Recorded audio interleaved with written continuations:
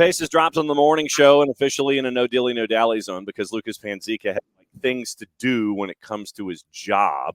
Lucas from 104.5 The Zone.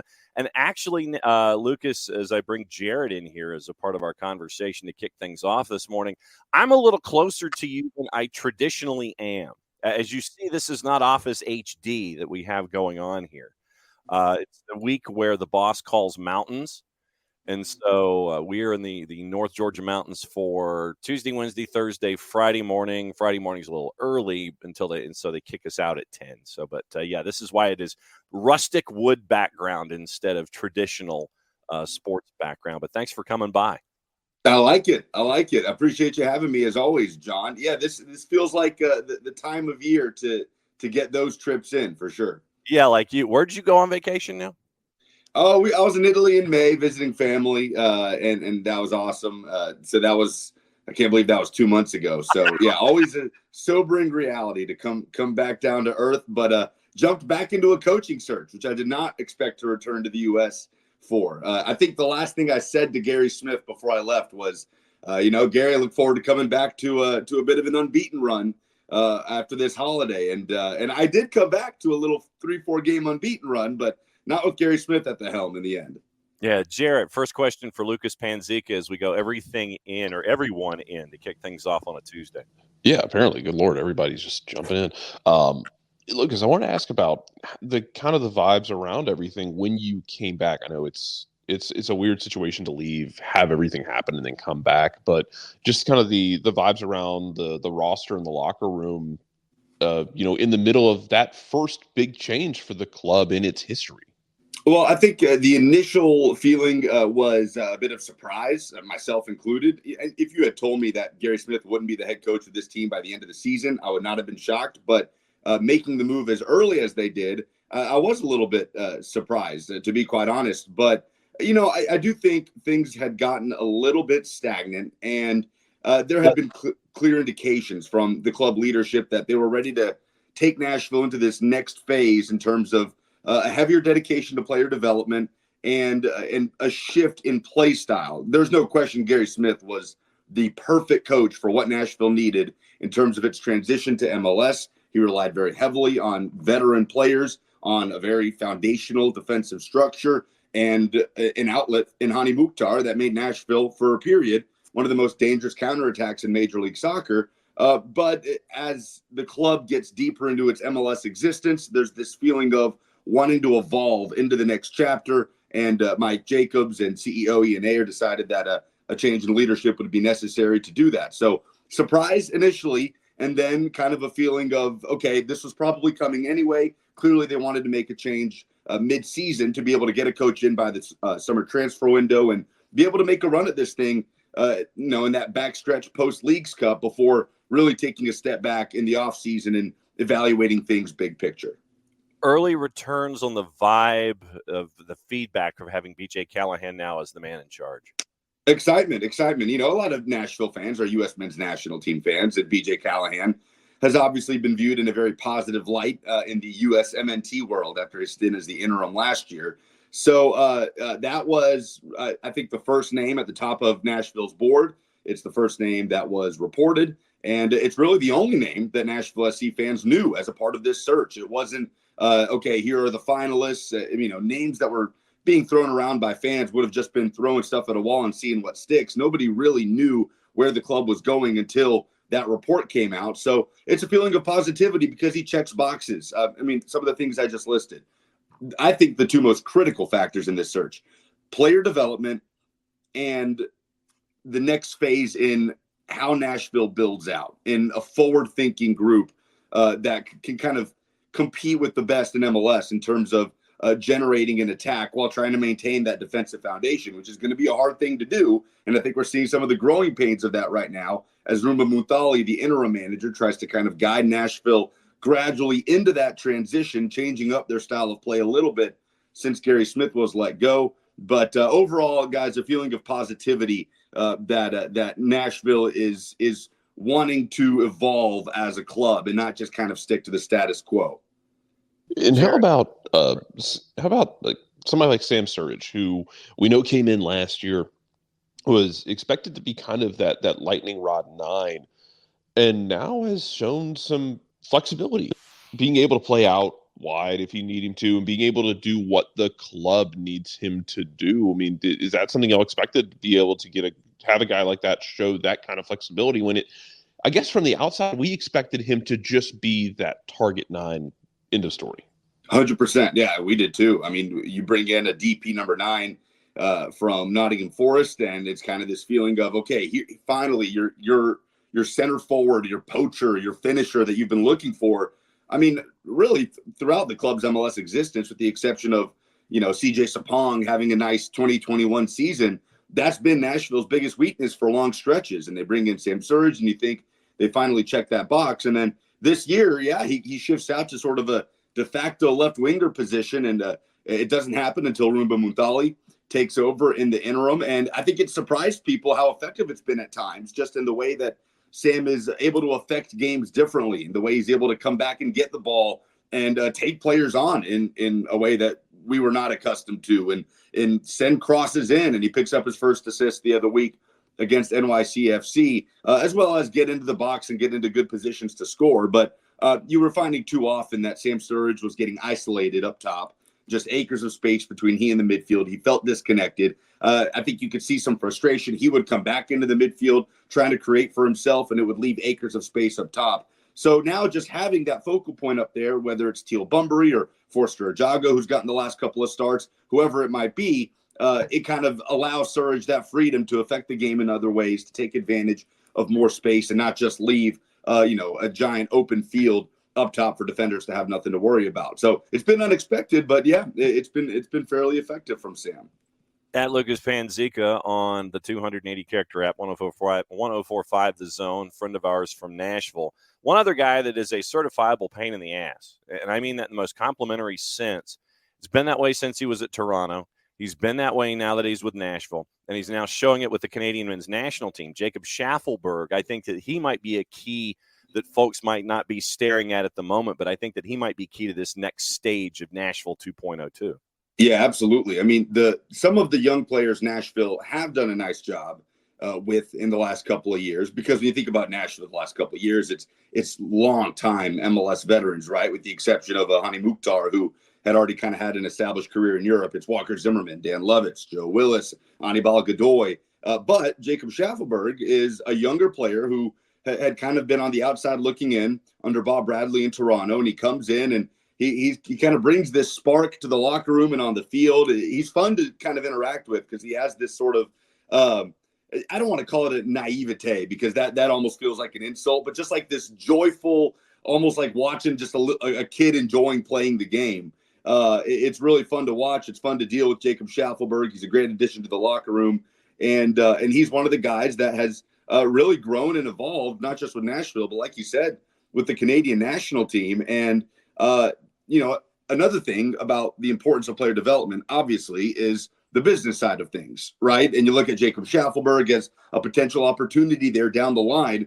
And Nashville wants Jacob Schaffelberg to continue to be productive for them when he returns after the end of this week, when he's with Canada. But it is definitely a positive sign for Nashville to have a player on the younger side of things that's kind of a positive growing factor in the Canadian national team that can be a boost of energy and pace on the wing. Like you said, a pain in the ass. I think he would take that as a compliment.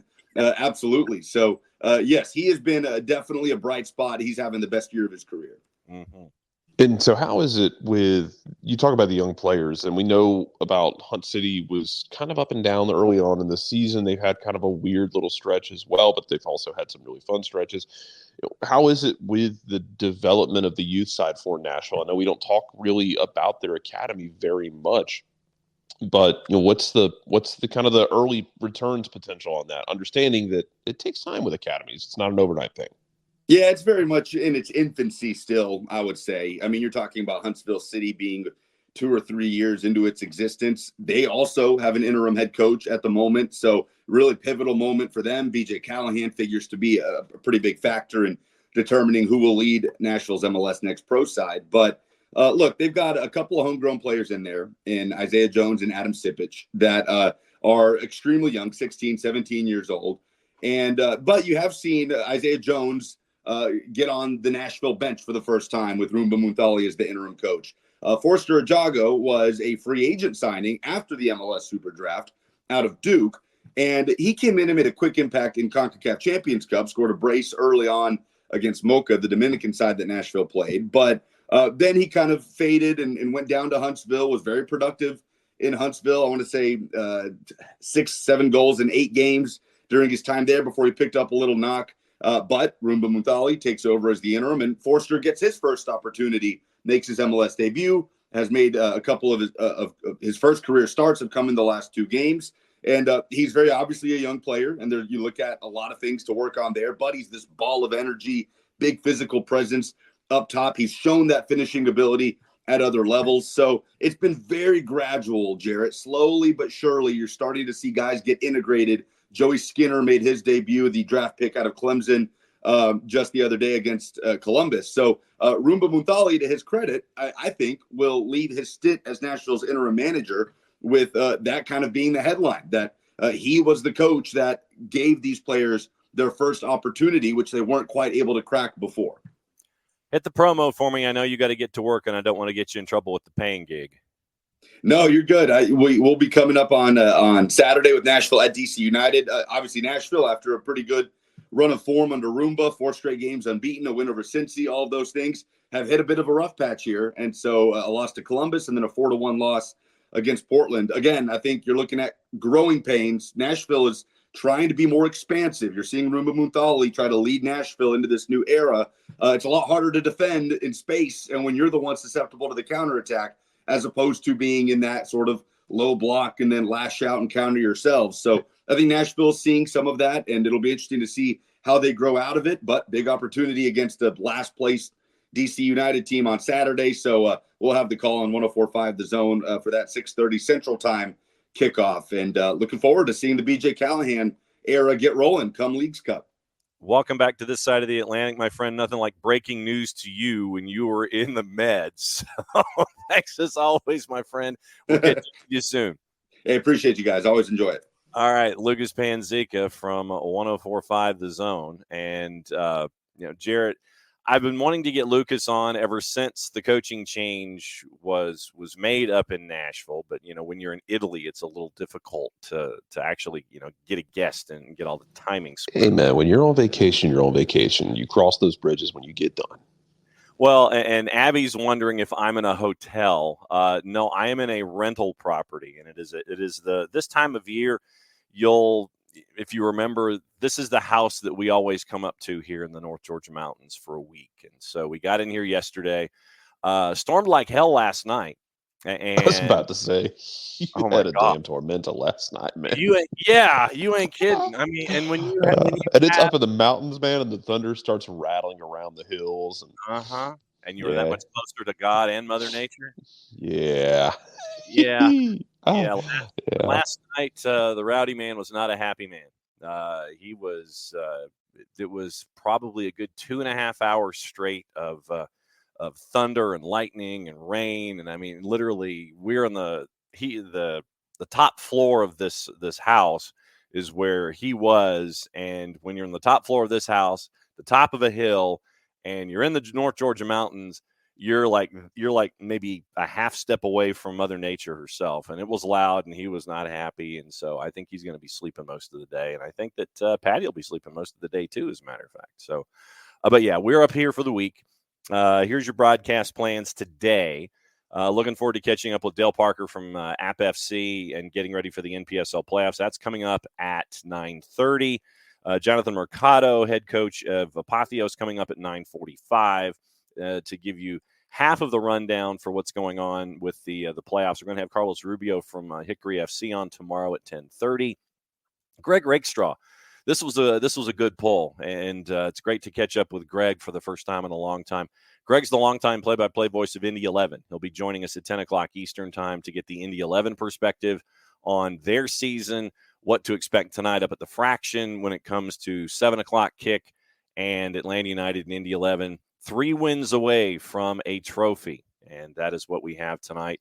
And then Jason will be joining us at 10:30 to give the Atlanta United perspective. And there is some Atlanta United news out there that happened yesterday. naturally, of course, it happens when we're not on the air. It always happens this way, Jared. I cannot remember the last time that Atlanta United had a piece of broken news that broke while we were on the air. You know, it never happens that way, bud. No. And so we had news yesterday involving Caleb Wiley, and then we were trying to get some math done when it came to all of the dollars that might be available for distribution and redistribution when it comes to Atlanta United. But Caleb Wiley courted by Boley Clear Lake, and it looks like what were they saying? 8.5, 9, 9.5, somewhere in there.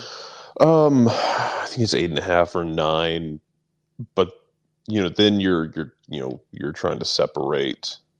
You're separating dollars versus euros. Mm-hmm. So yes. I think it's potentially north of $10 million. Yeah. Yeah, man. I think it's about all you can ask for. The timing of it. I will say the timing of it kind of sucks. Yeah. Because it is just it's kind of like just catching another shot in the gut in a season that feels like it's kind of weird at this point. Yeah. Because you had aspirations, you started off well, but then again, man, like that pivotal moment for me will always be the that Philadelphia game where you just don't get the job done. Yeah. And you allow Philly to hang around, and then you make the critical error. And then after that, it just kind of rolled downhill, and you blow that lead with the terrible back pass, and you blow that lead, and it felt like everything just went downhill from there. Right. But then you've got, you get the offer for Gigi, you're going to take it because the situation, the situation's going to call for it because it's a guy who's having trouble staying on the field. Almada at some point was going to go anyway, so whatever. Then you get the Caleb Wiley thing, and it's a lot of money and profit, but it's three guys at once, and then it's boom, boom, boom, and all of a sudden you're like, well, what the hell, man? Yeah. Didn't sign up for that. Didn't sign up for that much suffering at once, Yeah, no, but at the same time, what it has done, it has reinforced all of the effort that you've put into your academy players and the young guys that have had the chance to get minutes because they've been needed to have the chance to put in minutes. And you're seeing they didn't have a choice. No, and credit to them for showing out. Yeah, they didn't have a choice. No, and so you're looking at Jay Fortune getting quality minutes. You're looking at Noah Cobb getting quality minutes. You're looking at Efren Morales getting minutes, last-minute minutes in Chicago and almost coming up with a game winner. You're seeing Luke Brennan come on. Matt Edwards had a cup of coffee against RSL. We're seeing Matt Edwards now being a part of this process. All of these different names that have been developing here in the Atlanta United system. And, Nick Firmino getting a cup of coffee, and you're seeing all of that investment now paying off with this depth and this young depth and this depth that is not afraid. And we always keep circling back to the Noah Cobb, Chicho Arango moment, where these kids are not intimidated by their surroundings. And while it's been fun to see them develop, now you're in that next stage where they are going to be out there. There is no choice. Yeah. And look, some of that's going to start tonight. It's Open Cup. It's going to be interesting to see how it lines up tonight because your 3 game, this is where I think you take this as seriously as possible. Because it's Indy, you don't want to take it too lightly. They're a very, very good USL side. Yes. But if you win it, then you get to go play one of 2 flawed teams out in the Midwest in the next round. And if you win that, you're in a final, and then anything can happen in a final. Beat the daylights out of each other tomorrow. That's what I want. You're kind of you're kind of hoping that that's what happens, that they beat the daylights out of each other tomorrow. Would be magical. Yeah, I want to see how you balance it tonight with guys like Saba, guys like Sleesh. Considering that you've got a road trip to Montreal on the weekend. Yeah, it's this might be like the Caleb Wiley swan song. Yeah, and then you have to go to Montreal because the schedule makers did real favors. All of it these sucks. All of these ats at this point of the schedule are really. Well, it's not even all the ats, man. It's like it's the travel that comes with it. You went to New England, which is a pretty sizable trip. Then you went from the midweek to the weekend to RSL, cross the damn mountains, cross the Mississippi. Then you have to come back home, which is fine. You're coming home to play an Open Cup. Yeah. I would much rather play an Open Cup than not play an Open Cup, despite how Don Garber might feel about Open Cup. Yeah. And then on the weekend, you got to go to Montreal.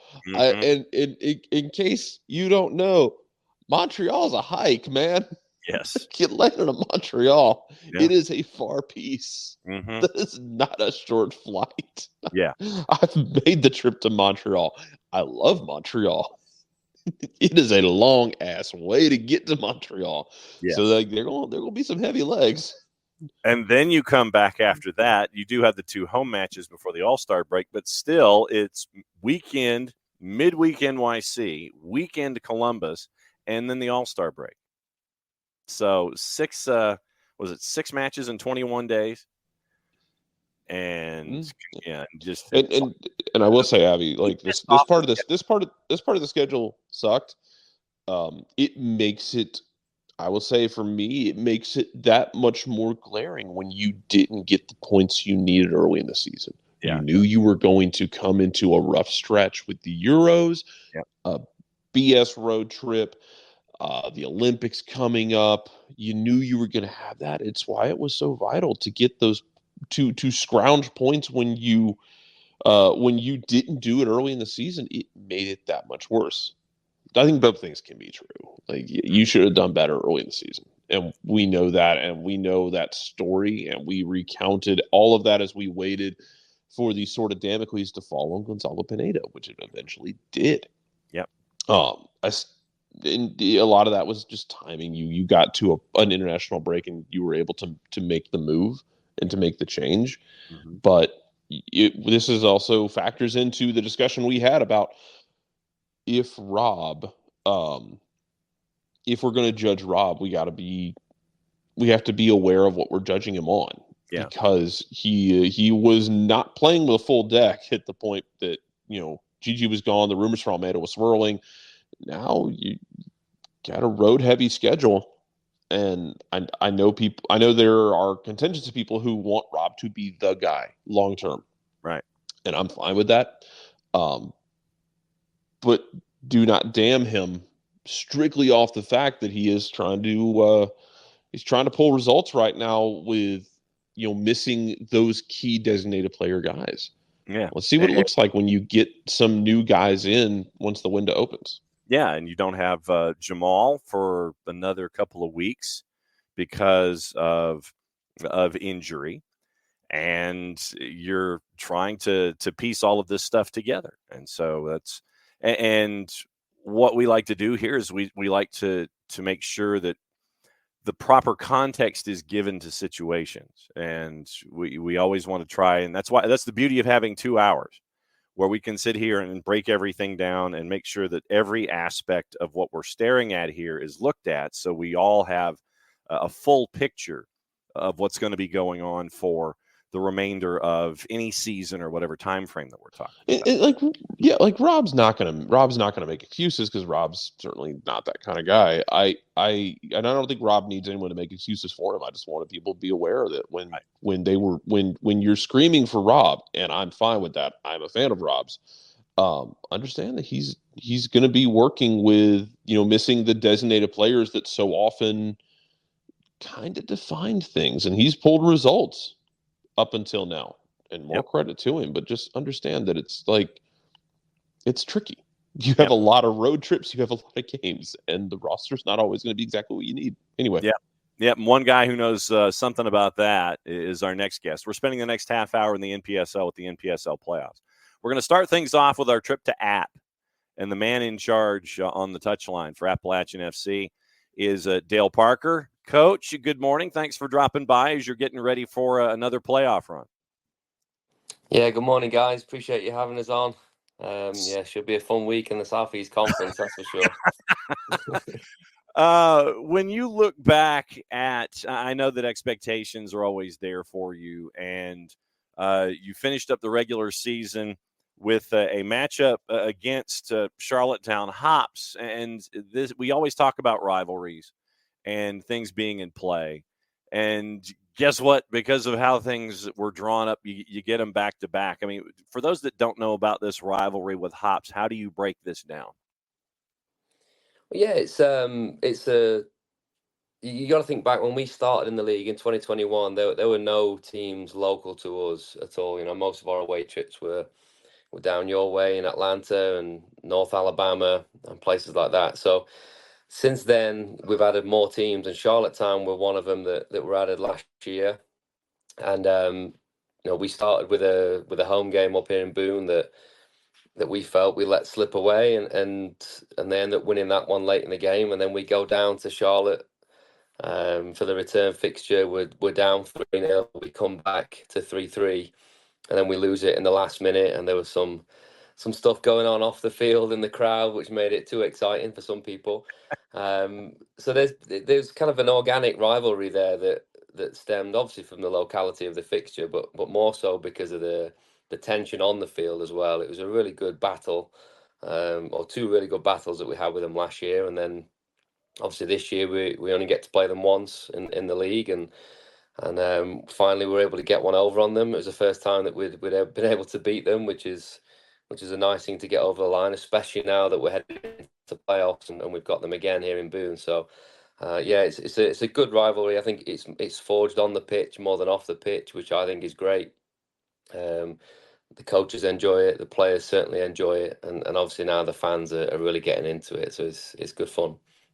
Coach, is there anything that's like, because we were looking at this in the last week, watching everything play out, and I had told John and everybody, I was like, hey, they might have to play back-to-back in 4 days' time, and I don't know how that's going to go. Is it tricky for you as a coach, knowing you're going to see the same team in 4 days, you know, kind of coming up with being able to deploy any wrinkles, or is it just a matter of we just have to execute our game plan for 180 minutes in a row instead of 90? Yeah, it's a good question. I think it's tricky if you win the first one, because you're not really looking, especially if you win it in the way that we did, because you're not looking at problems to solve, so to speak. You're looking at maintaining the level that you're able to put out there. But I've had to put myself in the opposition shoes. What would I do on the back of a heavy defeat away from home, knowing that we're playing that team again on Wednesday? So we've got to be prepared for some changes. We've got to be prepared for a reaction. I don't think it'd be prudent to just show up and play exactly the same way, exactly the same team, and just maintain it. I don't think that will get the job done. I expect there to be some changes from them, and that poses some challenges for us. So we're treating it as a completely different fixture. We're training as if it's a new team, a different game, a new season now, because knockout football, it feels a lot different. If you score a goal or if you concede a goal, it hits you a lot different as a player than what it would in a league game. Because, in a league game, you've always got another one. There's always Saturday, there's always next Saturday. The truth is, today could be our last training session and tomorrow could be our last game. So all the feelings are going to be different, and we're going to prepare for that accordingly. How do you keep it from being too much on an assistant coach's shoulders, a player's shoulders, and having them try to just focus on the task at hand without it being too much that may bog you down in a one and done situation? I think focus on what we've tried to do is focus on the enjoyment of the time that we might or might not have left, rather than heaping pressure on the players and the staff. Just remind them that every minute that we have now is bonus time. We've qualified for the playoffs, and we're sitting nice and tidy in the national rankings. So if we get the job done on the pitch, we get to keep this thing going. But don't forget, this could be our last one. This could be our last session. This could be our last game. So enjoy it as much as possible. Let us take on the pressure of setting the team up and getting the analysis right. You guys just enjoy it for as long as you can. And that's sort of been the message now, not even just for the playoffs, but for the last couple of weeks as we've entered these high pressure games, down at Port City, away at Hickory the week before, away at Apotheos. We've had basically knockout football now for the last 4 games that we've played. So it's nothing new to us. But yeah, the big focus for our guys has been on the enjoyment side. Some of these players are never going to see each other again. Some of them hopefully will return next year and jump on this train again. But there are going to be a few guys that we might not ever see again. So just enjoy that time you've got left with each other. You started talking about that in the last question, and I wanted to actually ask you about that. For you, over the years you've been doing this, how has it been developing, building that ability to help foster that, I guess, the internal relationships on the team, knowing that, every year it could be some guys will come back, but it could be new guys. But for you and your staff to be able to quickly bring guys together and build that camaraderie that you need to get through a season, and especially through knockout rounds. I think we've learned so much in the previous 3 years. I think a lot of the stuff we do off the pitch is massively helpful.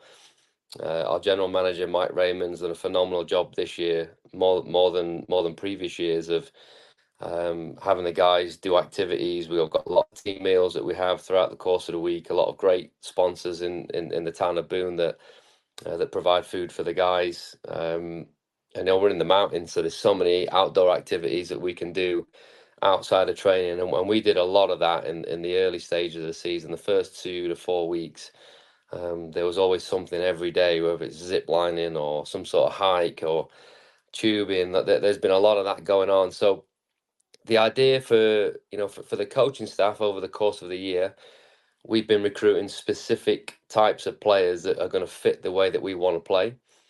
And then in the first 2 to 4 weeks, Mike took upon himself to make sure we got a lot of stuff off the pitch to get these guys together from a social aspect. So it was a perfect recipe for us, and thankfully we got off to a good start anyway. But it got even better, once the first 4 weeks had gone by. So a lot of that was done early in the season. I think now you can see the guys, they get along with each other. Most of them live together, but their shift has now gone to, we don't want this season to end, which is a nice feeling. We've not had to do too much as a coaching staff other than focus on the football, and then manage the disappointment of players that don't play, because we've got so many good players. Some of these guys are not used to not playing, so that's been a challenge for us this year. But yeah, thankfully we've got a team of staff, whether it's coaching staff, general manager, that have really rallied around and made this by far and away our best year in terms of the off the field stuff, for sure. All right, so then let me ask you this: what has been something that has surprised you about this team? Could be something on the field, off the field, personality, a guy that you brought in that has exceeded expectations. And what do you think, even as you're heading into the first round of the playoffs here in conference, what do you think you still need to work on as a team to get to where you want to go? And that's getting to that national championship game and winning the last game of the year. I think the resilience of the group was something that I think when you don't really know what's deep inside each player's brain, when you don't know that piece, which we just don't when you're recruiting for a summer league team, you don't know that. So the resilience to dig deep and come back in games where we've let a few goals slip, or we've been on top of a game and conceded against the run of play, and then the game's completely changed. We're now having to come back to try and win the game. We've come back late in games and come from behind several times this year. Every game that we've gone behind, we've come back and found a way to win it or not lose it. We're sitting here unbeaten at the moment, which is something we've never done. We've never finished a regular season unbeaten. So the resilience of the group and the fight and the desire was something that was a pleasant surprise for me. Again, because you can't really figure that out during the recruitment process, and it's difficult to train in such a short space of time. Yeah, and I think more ruthlessness is something that I'd like from the group. I know it sounds crazy given the situation that we're in. We've won the regular season, we're hosting playoffs, and we've got a good national ranking right now. But I feel like if we take more of the chances that we get, we're not going to give opponents an opportunity to come back in games. I think from the chances we've created, we should have scored a lot more goals than we have. And I think if we're going to, like you said, go on a deep run and finish in that final game, you might only get one or two chances in those types of games, and you got to take them. So that's one thing that I'd love to see from this group. It started to click here in the last couple of weeks. I think we've had less and less chances in games, but we've still managed to win them. So hopefully that will continue going into the playoffs. Yeah, and I think last time we talked, you talked about wanting to kind of diversify this team and how they play and diversify how y'all operated. How has that been this season, and kind of adding just more abilities to what this team is known for, and how they're able to build the attack, and how they're able to hurt, how you're able to hurt other teams? Yeah, I think everyone knows when we started this, it was very, very front foot, attack, waves of attacks, waves of counter pressing, knowing that we were going to leave ourselves a little bit open.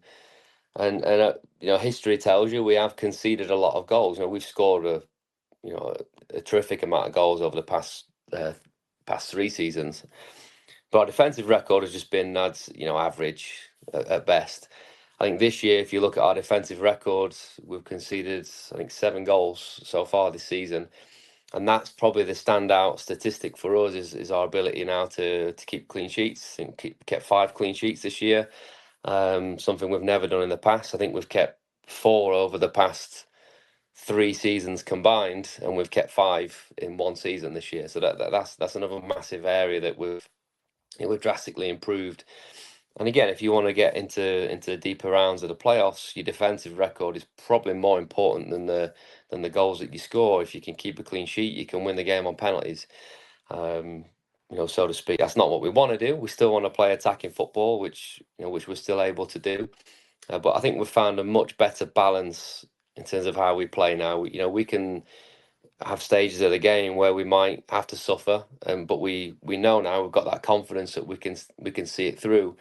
There's been games where we're 1-0 up, 2-0 up, where in the past I would have been a bit nervous about how we're going to get through the latter stages of that game. This year I've not really felt that. I feel like the group's individually a lot better defensively, but collectively there's a much better balance to the group, and we know that if we're 2-0 up, it's very unlikely we're going to lose that match now. Which is a nice place to be in, because I've been developing some grey hairs over the last 3 years when we've been holding on to a lead. We're having to come back late in the game, but this year's has not been as stressful, I can give you that. Dale, my friend, it's always great to catch up with you, especially as we're getting ready for season number 3 with the postseason happening here in the NPSL Southeast. Good luck on the midweek. We'll catch up with you on the flip side, and looking forward to another deep run with App FC here. Thanks for dropping by the morning show. Thanks, guys. Appreciate you all, and we'll hopefully speak to you soon. You got it. All right. That's Dale Parker, head coach at App FC. And Jarrett, as the play-by-play voice for Apotheos, Jon Mercado set to join us coming up just around the corner. What's it been like for you, for someone who hasn't seen the NPSL and the NPSL Southeast? How would you break down what folks haven't been seeing about the rivalries and just how heated it can get in the NPSL Southeast, and what folks are going to be diving into here with the playoffs? Animosity. There's it gets chippy on the field between these teams. Look, the NPSL is not created equally everywhere. No. Different conferences have different qualities of teams top to bottom. Mm-hmm. And the South's no different. The Southeast, is no different. You had some teams like Bay City, who played this weekend, who it didn't work for them this year. I mean, they weren't able to put together the team to challenge up top in the standings, and they took their lumps. But you still had 5 teams, if you count 865, who were there alive until the last day, although alive only in a very cartoonish sense. Yeah, you had 5 with teams you and your who math. were competing. competing for 4 spots, and Yep. it was 4 of those teams really beating up on each other. So you had a very fun horse race for those 4 spots that went through, the Apotheos app game in Silverbacks Park was just an absolute rock fight. So I mean, the conference itself is, I think the conference itself is more balanced than some of the other ones you would find. Like, I think it's the Vegas team. Like I said, the Vegas team had like a plus 40 goal differential halfway through the year. Like, I mean, they were just running executions week after week, like putting up like 10 goals a week on people. It was cartoonish, man. Yeah, and we're catching up now with the guy that you've got to see a lot of this season, Jonathan Mercado, the head coach of Apotheos FC, as they get ready for a road trip to Lenore, Ryan, and Hickory. Coach, as always, great to catch up with you here on the morning show. What's going on? What's going on, guys? Good morning. Hope all is well. Just out here getting the day going, man. I'm excited. It's been an amazing season, and looking forward to chatting up more with you guys. Jarrett, bat lead off with the guy that you've been watching all season. Coach, I know we talked a little bit after the game about the way guys reacted last time. I wanted to kind of get into that more of, like, you had the disappointment against Appalachian, but then you handed guys opportunities in this last game. I wanted to ask your thoughts on how everyone responded on decision day when challenged. I love it, man. I love these types of questions. I love these types of situations because it's part of life. It's part of soccer. The hardest part of my job as a head coach is, as the season goes on, players start molding, the chemistry starts getting better. Players start stepping up. Some players, stay stagnant. And I don't say that in a rude or disrespectful way. It's just how it is, in any team. I thought it was appropriate to use this last game, not because, we're playing against this team that's on this side of the table or what. No, I just, it was the last game of the season. We've had guys ride with us since day one. And I just felt it was appropriate, through the training and performances that I've been seeing, to give them a chance. And, no one likes to hear the news of, that, they're not starting and this and that. It's just the baller, you can say, that lives in all of us. We're all competitive. We all want to play. But one of a big message that I sent to the team, and even in practice yesterday, is what's more important? Is this about you, or is the team come first? And I love hearing from everybody say, no, the team. It's always going to be the team. I'm like, okay, then you have to show that through your actions. Especially our leaders on the team, the veterans on our team, that if they got to make way for the young guys to come in and close the game out, then so be it. You know what I mean? So I thought there was a great response. It was a choppy game at one point, going up 3-0 and then giving up 2 goals very quickly. But hey, that's soccer, man. We came out, we responded right after. But I'm very proud of my team just because of the way they responded to the challenge. I know some of them at first may have been bothered, but I think as the game went on, they kind of started seeing the reasoning behind why I made these changes. And at the end of the day, the team got the win. And, all is well now, just preparing for Hickory. What do you think you need to still work on to be at that vision of Apotheos FC that you had in your mind coming into this season to be successful?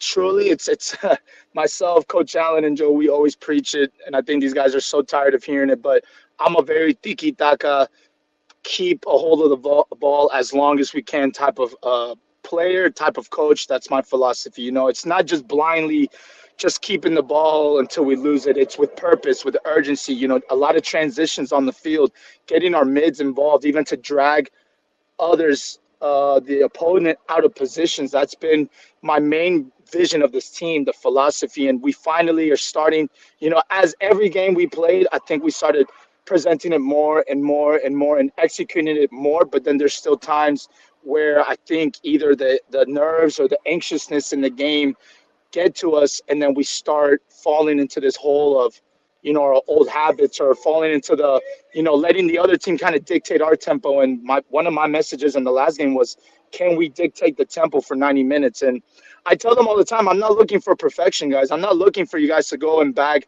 hat tricks, and that's not even what I don't look for that. What I'm looking for is, can we be a consistent team that shows our identity from minute 1 to minute 90? And I think this last game, besides those 5 minutes, I think we demonstrated what we are capable of.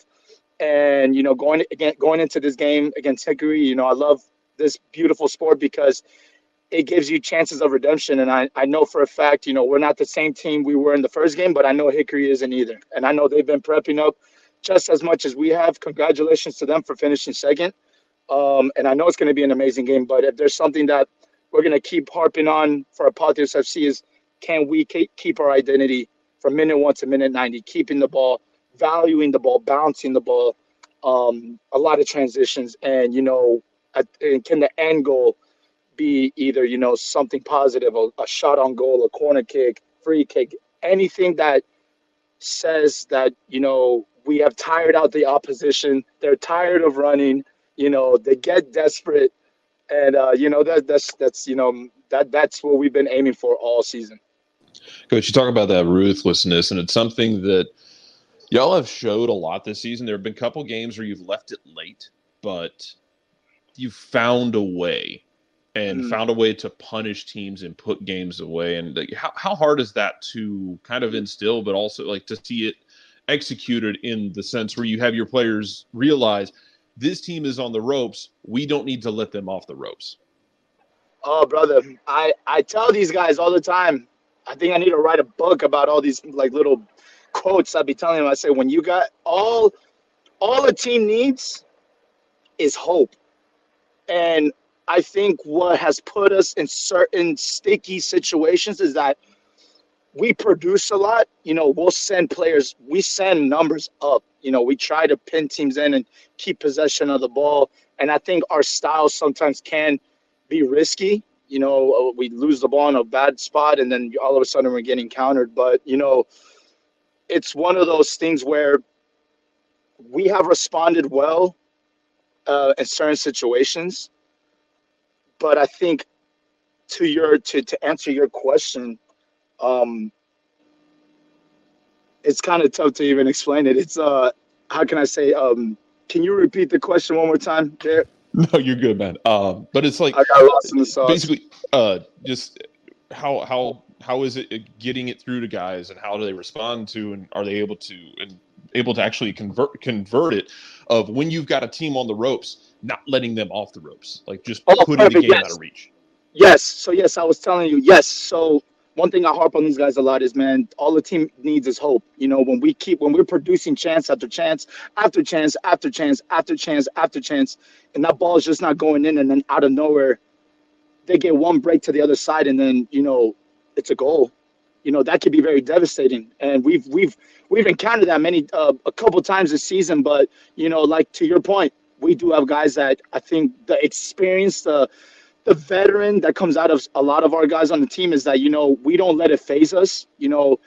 Myself, my coaches have to do our best to try to keep these guys, our head up, grab the ball, put it back, and let's get this show going again, because the game is not just 1 minute. It's a 90-minute game. If something happens in 1 minute, it is what it is.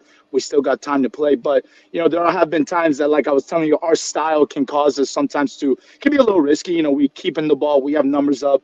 But if there's something that I've really tried to harp on these guys is, boys, like, we have to put this game out of reach. You have to, put your foot on their throat and not take it off. It's, I don't want to sound too vague, but it's kind of like that, because all a team needs is hope. And with each miss, with each chance produced, and we're just not finding that end product, man, teams on the other end are like, oh, well, we got this, if it's not going in for them, and it can go in for us. And trust me, even my old man tells me all the time, he's like, if you're not the one scoring, you're the one getting scored on. So, I hope that answers the question. But, tomorrow I told these boys, these type of games are going to come down to moments of truth. They're going to come down to free kicks, set pieces, dumb fouls around the box, corner kicks, dumb foul in the box. We could play beautiful all game long, but one lapse of focus, it could be the end of us. But we are prepping hard mentally, mostly,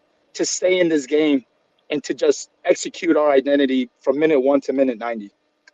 and we're looking forward to it. As always, Coach, great to catch up with you here on the morning show as you get ready for the first round of the NPSL Southeast playoffs with your trip to Lenore-Rhine and catching up with Hickory. By the way, tomorrow morning, 10:30, we're having Coach Rubio on the show. So if you want to listen to what's going on with Coach Rubio, you can do that tomorrow. But I just want to give you that heads up when you're on the road. Be safe getting up there for the matchup. It's always great to have you here on the show, and we'll catch up soon, my friend. You guys are the best. Thank you for all the love and support this season. We are going to do our best to represent Atlanta to the core. So thank you. All right, Jon Mercado, head coach at Apotheos. So Jared, it sounds like that Coach Mercado, he's ready to rock and roll with with Hickory tomorrow. Well, yeah, I mean, the thing is, it's playoff time now for all four of these teams. It's not really any going back. I'm glad Dale Parker talked about it, because it is a thing in NPSL that, like, you're not always going to bring back the same team. Right. A lot of these kids are college age kids, at different points through their college career. I can tell you, for instance, Kodai Tanaka, who's the top scorer this season for Apotheos. He's going into his fifth season. I think he's at LSU Shreveport this year. Okay. But he's going into his fifth senior season. Like, he's going to be looking probably to go pro after this. Yeah. So this is, and by that I mean, like, I don't know what his ceiling is. I'm very impressed with his ability, but he's going to be looking for like a USL 1 or USL Championship probably kind of thing to see if he can make it, if he sticks here or if he decides to go back to Japan, whatever he decides to do. Some of these guys, like, this is it, man. Like, this is your opportunity. This is your opportunity to go big, and might be some of these guys' last chance with NPSL. Some guys might come back next year, but there's no guarantee you get the same crew back next year. So now it's kind of, there is no tomorrow for some of you cats. Mm-hmm. Yes. And that's very Jimmy McGinty of you, by the way. There is no tomorrow for you. I know that makes you very dangerous people. Exactly. I know you've got to drift into the real world for a little bit. Greg Rakestraw, play-by-play voice of INDY 11, joining us here in short order, and then Jason's going to join us to close out the show. We've got a lot of fun this morning. Thanks for dropping by an hour one. We'll see you soon. Yep. All right, and there goes Jarrett. And so Jarrett, I see now, I beat Jarrett to his own Irish goodbye.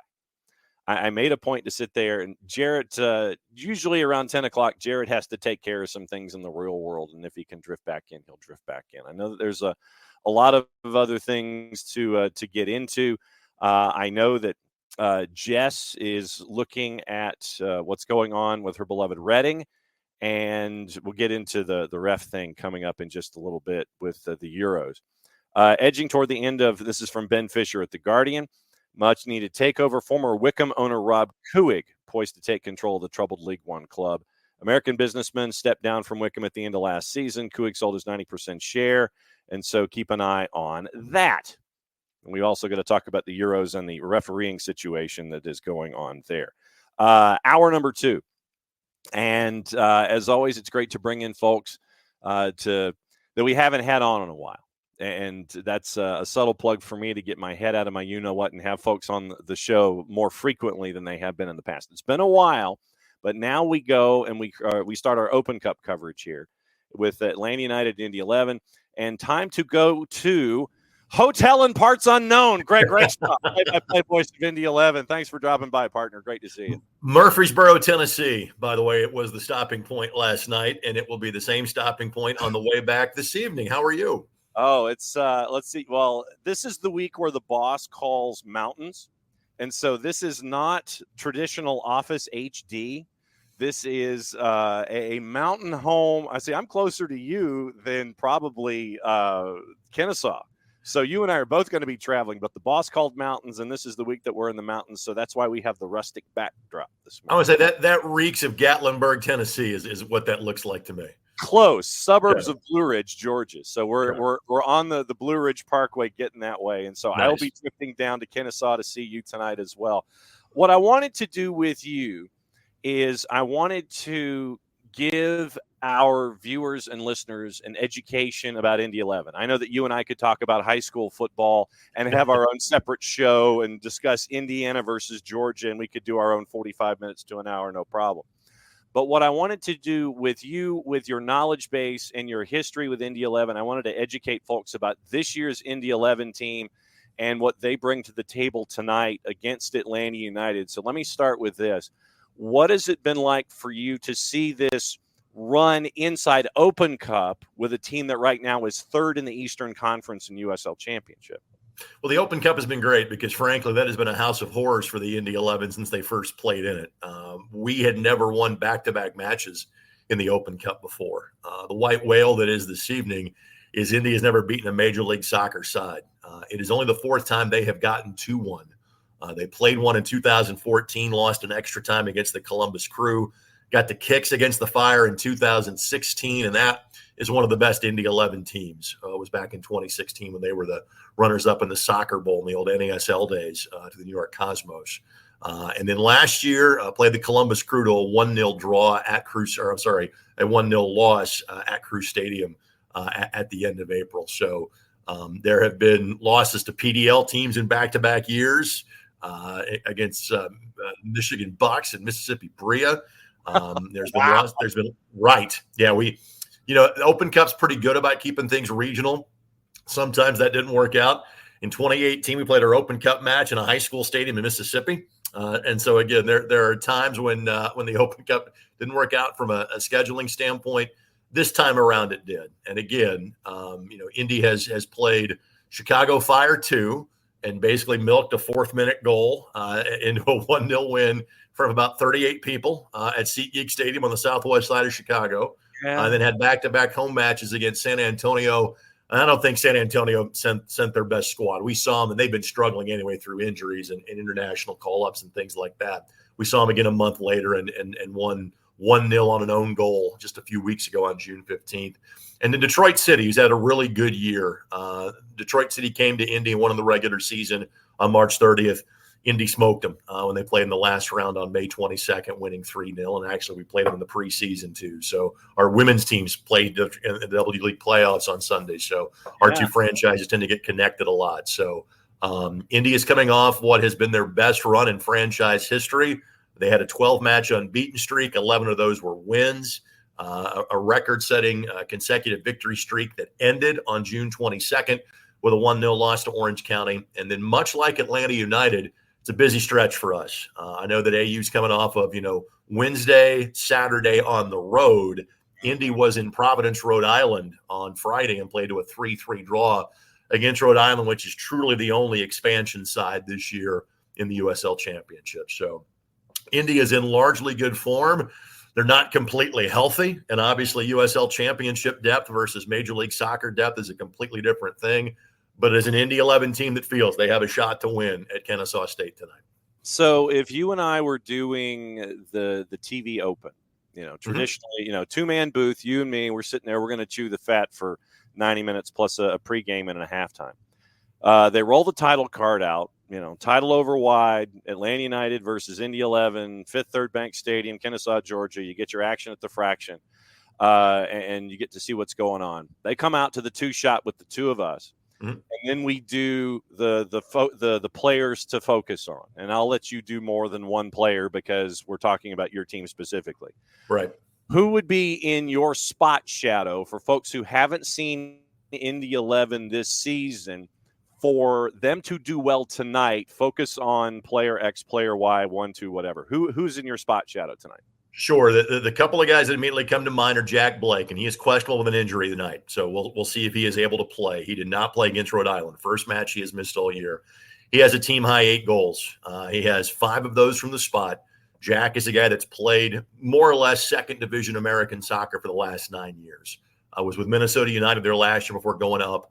I was with the Jacksonville Armada and had 10 goals in 2017. Second year with us. He has never been in a goal-scoring form like he has been this year. And he got hot in the preseason, and you kind of go, well, it's the preseason. And it just continued over and kept going. The guy that has been the absolute find for the INDY 11 this year is Aiden Stanley. And again, Aiden is a guy that has some time in Major League Soccer, relatively young player from the St. Louis area, played at Duke, spent the last 2 years playing at Miami FC, not with Messi, the other Miami FC. Miami FC. Exactly. And they said that before Inter was around, playing at the old Lockhart Stadium, by the way. They were the Ohio State of American soccer long before the other team in pink was around. But Aiden, the next assist he has will break the club record for assist in a season. Now, again, that's combining Open Cup and USL Championship play. He's got 2 in Open Cup play. He's got 7 in the regular season. He has been a set-piece wizard with that left-footed in-swinger.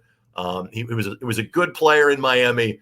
I don't think, other than the previous head coach and Mark Lowry, this is kind of the last guy that Mark signed before he elected to move on and now is with the Real Salt Lake organization. But this was his parting gift because Stanley has been tremendous. The other story for the INDY 11 has been Hunter Sult, who is on loan from Portland Timbers. He is 22 years of age. He is 6'7". Yeah. He has brief, experience in Major League Soccer. He is from Anchorage, Alaska. He is one of 2 Alaskans in the top 2 flights. Obed Vargas of the Sounders is the other Alaska native playing in Major League Soccer. Indy made a goalkeeper switch right after the first Open Cup match. So when Indy played Chicago Fire 2 on April the 17th, it was Yannick Odell who had a clean sheet. The next match 3 days later in Colorado Springs, it was Hunter Sult in goal. He allowed 1 goal. He had not allowed more than a goal in a match, including 2 clean sheets in the last 2 Open Cup wins, until Friday night in Providence when Rhode Island found 3 in the second half and 2 of those off of corner kicks. So, Hunter has been tremendous in terms of what his Major League Soccer future looks like. He's got 2 very talented guys in front of him and, frankly, a coach that can still play. So, for example, Maxime Crépeau, Canada's #1 that you have seen, this summer for Canada. He's the starter in Portland. Trey Muse, who is a phenomenal college keeper at IU and has been tearing up our league the last 3 or 4 years, he is now the backup in Portland. And David Bingman is the coach, goalkeeping coach, and still listed on the active roster. And so that's part of the reason why Hunter is with us and getting such valuable experience. So there's your goal scorer, there's your assist guy, and there's your shot stopper right there. I was going to ask, how do you get a ball past someone who is 6'7"? Do you go below the waist? How does this work? Well, the problem was with marking guys on corners on Friday night. That's where 2 of the 3 goals started. And then Rhode Island, they have led our league in draws. It was the 10th one they had on Friday night. But they've got some real attacking quality. They've got guys like J.J. Williams, played for the Birmingham Legion, played with Tampa Bay, double-digit goal scorer last year. Albert Dequa, who was the Golden Boot winner in our league last year for Pittsburgh, is there too. Right. But there's a player named Jojea Quizera, who has spent time with Club de Foot with Montreal the last couple of years. Now he's playing for Rhode Island. What he does from the side of his foot going in both directions is not common for our league. And so right now, those 3 guys are as dialed as anybody. What really presented Hunter some problems on Friday night was simply a lot of traffic in front of goal. And we've not maybe seen as much of that. You normally associate that with the 5'10" keeper, not the 6'7" keeper. Yeah. But obviously, once something gets out on tape, everybody sees it. So we'll see if now we'll see something typical for Atlanta, a traffic jam in front of goal tonight up at Kennesaw State. Well, you're not quite getting to the traffic. I wish I had a rim shot in my. Which, John, is why we're driving instead of having to fly and drive across town to get to the north side of. So a good friend of mine, and you might know him, Brian Giffen, was the former voice of Kennesaw State. Absolutely. Worked for the Atlanta Braves, worked for Georgia State. Giff and I worked together in Indianapolis. He was in Indy before he came to Atlanta. So I know exactly where Kennesaw State is, the setup, the whole 9 yards. And I'm connected to Mike Conti because Mike's brother, Matt, is the PR director for the Indianapolis Colts, of which I work for the radio network, and I'm the preseason television voice of. So I've got a couple of connections in this match, and I'm really looking forward to it. It's always fun to hear the 6 degrees of Kevin sure. Davis when it comes to this kind of stuff. When it comes to INDY 11 itself, if I had told you coming into this season right now that before the season started, you're in preseason, everything's getting ready for the boys in blue. If I had told you that you'd be third in USL Championship in the East, that you'd be 3 matches away from winning some hardware and getting the Captain America shield and taking that back to the mic, what would you have told me if I had told you that what we're talking about right now here in early to mid-July is happening? If I told you this in preseason, what would you have told me?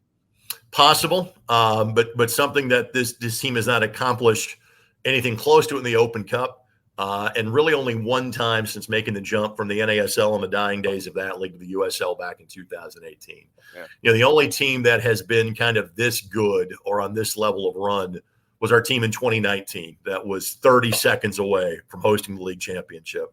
That if a ball is swept out, if Niall McCabe or Brian Omby don't make a play at the end of the match to force a corner, which sets up a goal by Antoine Opino, who is known by a name I won't share on social media. We do have an explicit rating. We can, I can employ that if you want me to. No, we're good. The message has been a phenomenal player and a crushing goal. And Lou City wins in the conference championship in our building in 2019. After that, Indy didn't make the playoffs until last year. So Indy has always been, by USL championship standards, a major market club with a top-end budget that hasn't delivered really until this year. And so when you look at the pieces that were put together, when you return players, again, at our level, guys like Cam Lindley, Jack Blake, Aiden Quinn, even though he's out with an ACL tear, that happened back in September. We've not seen. I would hope we would see Aiden maybe at some point in time toward the end of July, early August.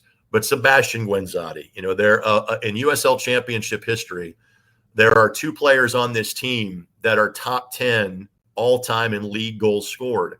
And then Indy went out and got Romario Williams, who's just outside the top 15. Now, Atlanta fans will not see him tonight because he is cup-tied. He'd already played in the competition for Hartford. So we let Romario play all 90 minutes on Friday night. We let him empty the tank and tried to save kind of both Augie Williams and Sebastian Guenzati a little bit for tonight's matchup. But if you're a USL fan, the names that are rattled off are names you've heard about, for the better part of the last decade, and are kind of all-timers. So you thought a run like this was possible. The Open Cup has what's been more elusive.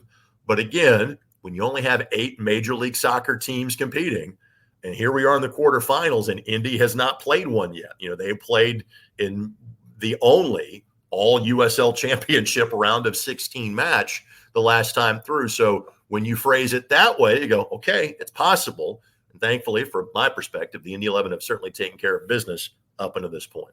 Greg Rakestraw, play-by-play voice for the boys in blue. The INDY 11, he's making the trip down to the Fraction tonight. So we get to see Greg as INDY 11 takes on Atlanta United in Open Cup.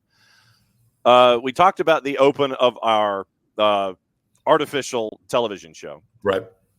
Let's go next level. For things to be going well for INDY 11 outside of the ones in the Greg Rakestraw spot shadow, give me some of those second level guys that folks can gravitate toward if they're watching it either on the Apple TV Plus, or if they're in Kennesaw tonight. Give me a second level guy that if things are going well, you can focus and gravitate toward those folks as well. Well, I would say focus on the third level because Indy, as part of their run of success from mid-April on, they made a switch from 4 at the back to 3.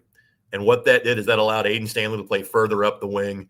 They made a couple of player moves. They brought in Ben Mines and Ben Afemu from the Miami FC back in mid-April to get Romario Williams, that had traded a pretty good player in our league in Yunus Boudadi. That happened a couple of weeks ago.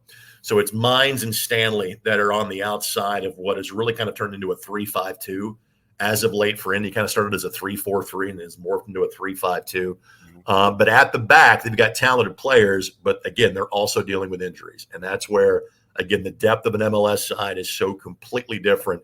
At our level, if you've got 16, 17, 18 guys that are truly experienced pros, that's about the max you're going to have. You're going to fill out kind of those last 4 or 5 roster spots oftentimes with academy players.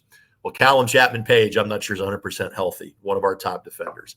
Adrian Dees-Pay missed the last match after getting hurt 2 weeks earlier, and not exactly sure what his status is going to be tonight. And so does Indy really have the bodies to pull off that 3-5-2?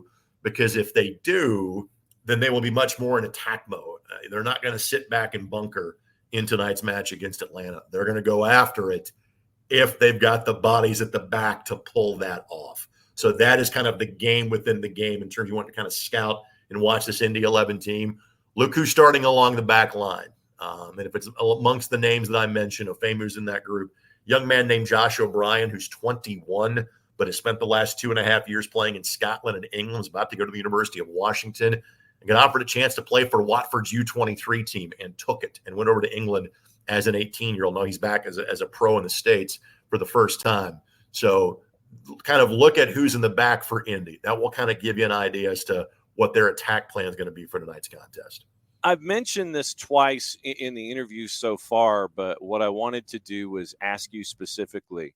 The fact that INDY 11 is investing in you guys coming down to call the match and have the INDY 11 voices attached to it.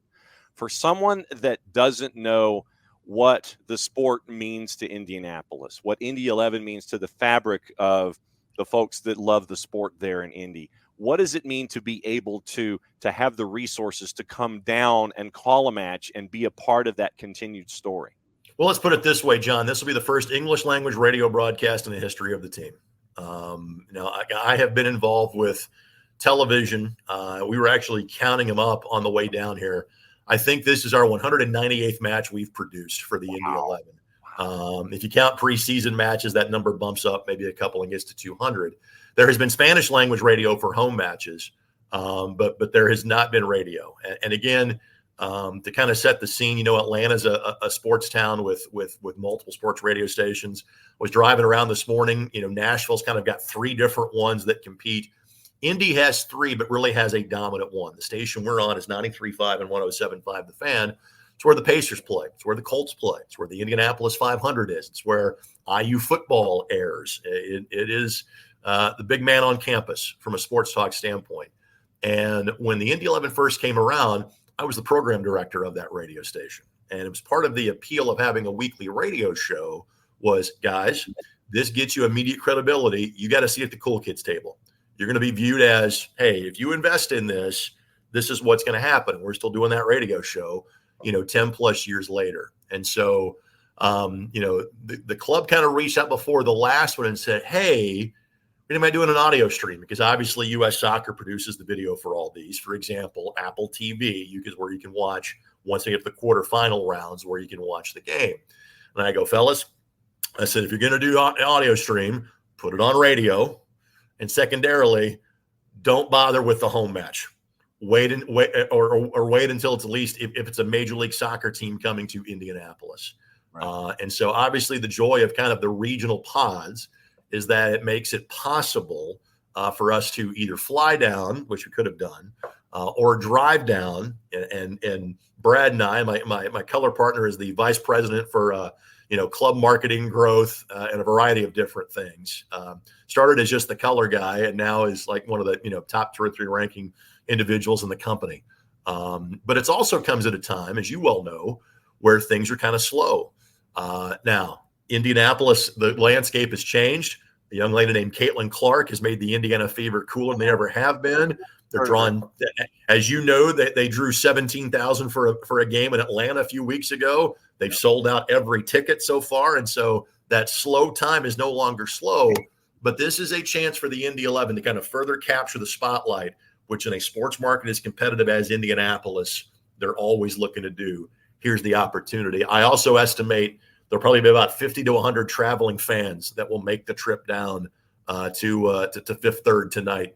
So you will hear them if you're watching or listening, whether you're listening on the games feed that Mike Connie does, whether you listen on our feed on the Fan that I do, or whether you're watching on Apple TV. Can you take a question from the Twitch pitch about the current situation of soccer there in the city? Sure, absolutely. What's the question? Okay, this is from Rich Ransom, and Rich is our resident Philadelphia Union guy, and he lives in Philly. He wants to know, I unfortunately need to know how Indian supporters are dealing with how Major League Soccer and the mayor is trying to kill them. So that's the question as it was phrased by Rich. Right. So I will let you take the news peg there and run with it. Let me try to give you the elevator version of the speech. I know you've got another guest to get to and a finite amount of time for the show. Indy has had a stadium deal in place with a funding mechanism through the Indiana State Legislature for the last 5 years. Obviously, COVID happened in between then that delayed a lot of the project. There was a groundbreaking last year, but there is, from the city's perspective, I think there's concern in terms of the funding gap, in terms of what the price to construct this facility was going to be in 2019 versus what the cost is going to be to build it in 2024. The ownership group of the INDY 11 is the Keystone Corporation. They are in the construction business. This is going to be, as you see in a lot of places now, it's not just a stadium, it's an entertainment district. It's hotels, it's park space, it's concert venue. It's trying to put everything into as many city blocks as possible. Well, earlier this year, there became a chasm between what the city thought was appropriate and what the INDY 11 thought was appropriate. When not word publicly, but kind of word behind the scenes got out that there was a potential fracture in that relationship, some other investors that said, hey, we think we can have access to a Major League Soccer franchise kind of stepped in and said, hey, why don't you try, hey, we can get you an MLS team because Indy was going to build the stadium, whether they had it as in the INDY 11, we're going to build the stadium, whether they had an MLS badge on their chest or not. They felt confident that they could fill that stadium playing in the USL Championship and their women playing in the new USL Super League, which starts in August. Indy had always slated to join that league next year in 2025 with the idea the stadium would be done. Well, the ground has been raised, but the building that was on it is gone, but there's been no further action at this time, while now the tax area, the funding district, the kind of the way to keep revenue to pay off construction bonds and things like that, it has now been moved from where the INDY 11 had built that or had bought that property to an area closer to Gamebridge Fieldhouse and potentially linked to another investment group that thinks they can bring MLS. So while the action on field has been great for the INDY 11, the action in the business side of things, the boardroom has not been. INDY 11 still plans on building 11 Park. They may be doing it without funding from the city of Indianapolis.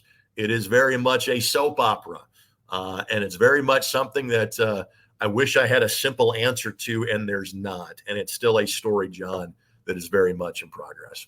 All right, hit me with the broadcast plans from your time tonight when we see you at Fifth Third. All right, so we go on at 7 o'clock on 93.5 and 107.5 The Fan. If you want to stream the Indianapolis radio version, you can, 1075thefan.com. Kickoff, by the way, is at 7:10, and I look forward to, I'm a radio guy first that primarily does TV and video. Soccer is a sport that I think kind of like hockey, where the play-by-play is more similar in terms of radio and television. But I'm sure there'll be times I'll have to remind myself, hey, dummy, they can't see. Make sure you're describing more of the actual passes and not just having a casual conversation with Brad the way we normally do on our television broadcast. Oh, looking forward to it. It'll be great to see you, my friend. Safe travels from Murfreesboro, Tennessee, down to Kennesaw, and we will catch up with you later this afternoon in person and the broadcast tonight. Enjoy your morning cup of Joe. We'll see you in a bit. Thanks, John. All right, that is Greg Rakestraw. And like I said, Greg does a lot of different things, as evidenced by the interview. And like I said, I could talk to Greg for another, Lord knows, another segment and a half about high school football, and we can get into that comparison. But what I wanted to do there, and Greg, he's a great guy, but I wanted to bring in Greg to let everybody know about INDY 11. And Rich, I hope that answers your question about what's going on with Indianapolis and the state of soccer there in town.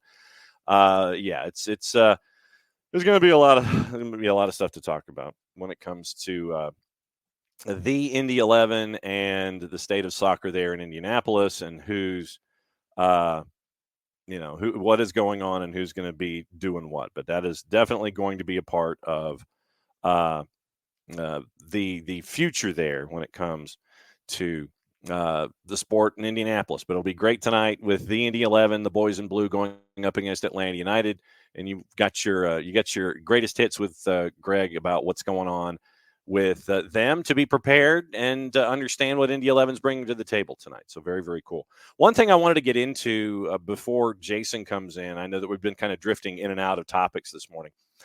England versus Netherlands referee Felix Zweier, and this is the headline from our friends at Talk Sport, banned for a role in match fixing and has a history with Jude Bellingham. And so keep an eye on this. And now that you already have the fans of England, they're in a lather. Euro 2024 semifinal, officiated by a German referee who was once banned over match fixing and has a history. Okay, so Zweier will be the man in the middle today on Wednesday as England looks to reach the final for the second Euros in a row. Zweier will lead an all-German officiating team in Dortmund alongside AR's Stefan Loop and Marco Achmüller and VAR Bastian Dankert. Zweier was given a 6-month ban by his country's football federation in 2006, having worked as an assistant referee alongside Robert Heuser, who was found guilty of match fixing. Zweier has always denied being involved in Heuser's match fixing of a match between Wuppertal and Werder Bremen B in 2004, although an investigation discovered he had accepted a payment of €300 from €300 from Heuser, having been one of the officials who brought Heuser's match fixing plot to light. The relatively short duration of Zweier's ban was a recognition of that contribution. Heuser was banned for life. Bellingham was fined by the German Federation, having referenced Zweier's involvement in that scandal after his former club, Borussia Dortmund, lost against Bayern in 2021. Zweier had turned down penalty appeals from Dortmund and awarded a late spot kick to Bayern Munich for a Mats Hummels handball. Bellingham told Viaplay Football after the match, well, for me, it wasn't a penalty, you know. He, meaning Hummels, is not even looking at the ball, and he's fighting to get it. It hits him, and I don't even think he's looking at the ball, but, you know, you can look at a lot of the decisions in the game. You give a referee that is match fixed before the biggest game in Germany, what do you expect? Zweier hit back at Bellingham for what he regarded as personal, disparaging, and disrespectful comments. Zweier said, I would prefer to clarify this in a personal conversation with Jude Bellingham and have offered such a personal conversation to Borussia Dortmund. For me, it's not about punishment, but about the realization that he went too far. I would accept a sincere apology. Statements continued. Only exposed the match fixing, involvement in the match fixing scandal, only exposed in Die Zeit in 2014 during an investigation. Outlet reported Munich criminal judge Rainer Koch reached the verdict on behalf of the German Football Federation. The ruling stated no intentional errors could be proven against Zweier, but the wording of the verdict reached by the German Football Association concluded he accepted a bribe.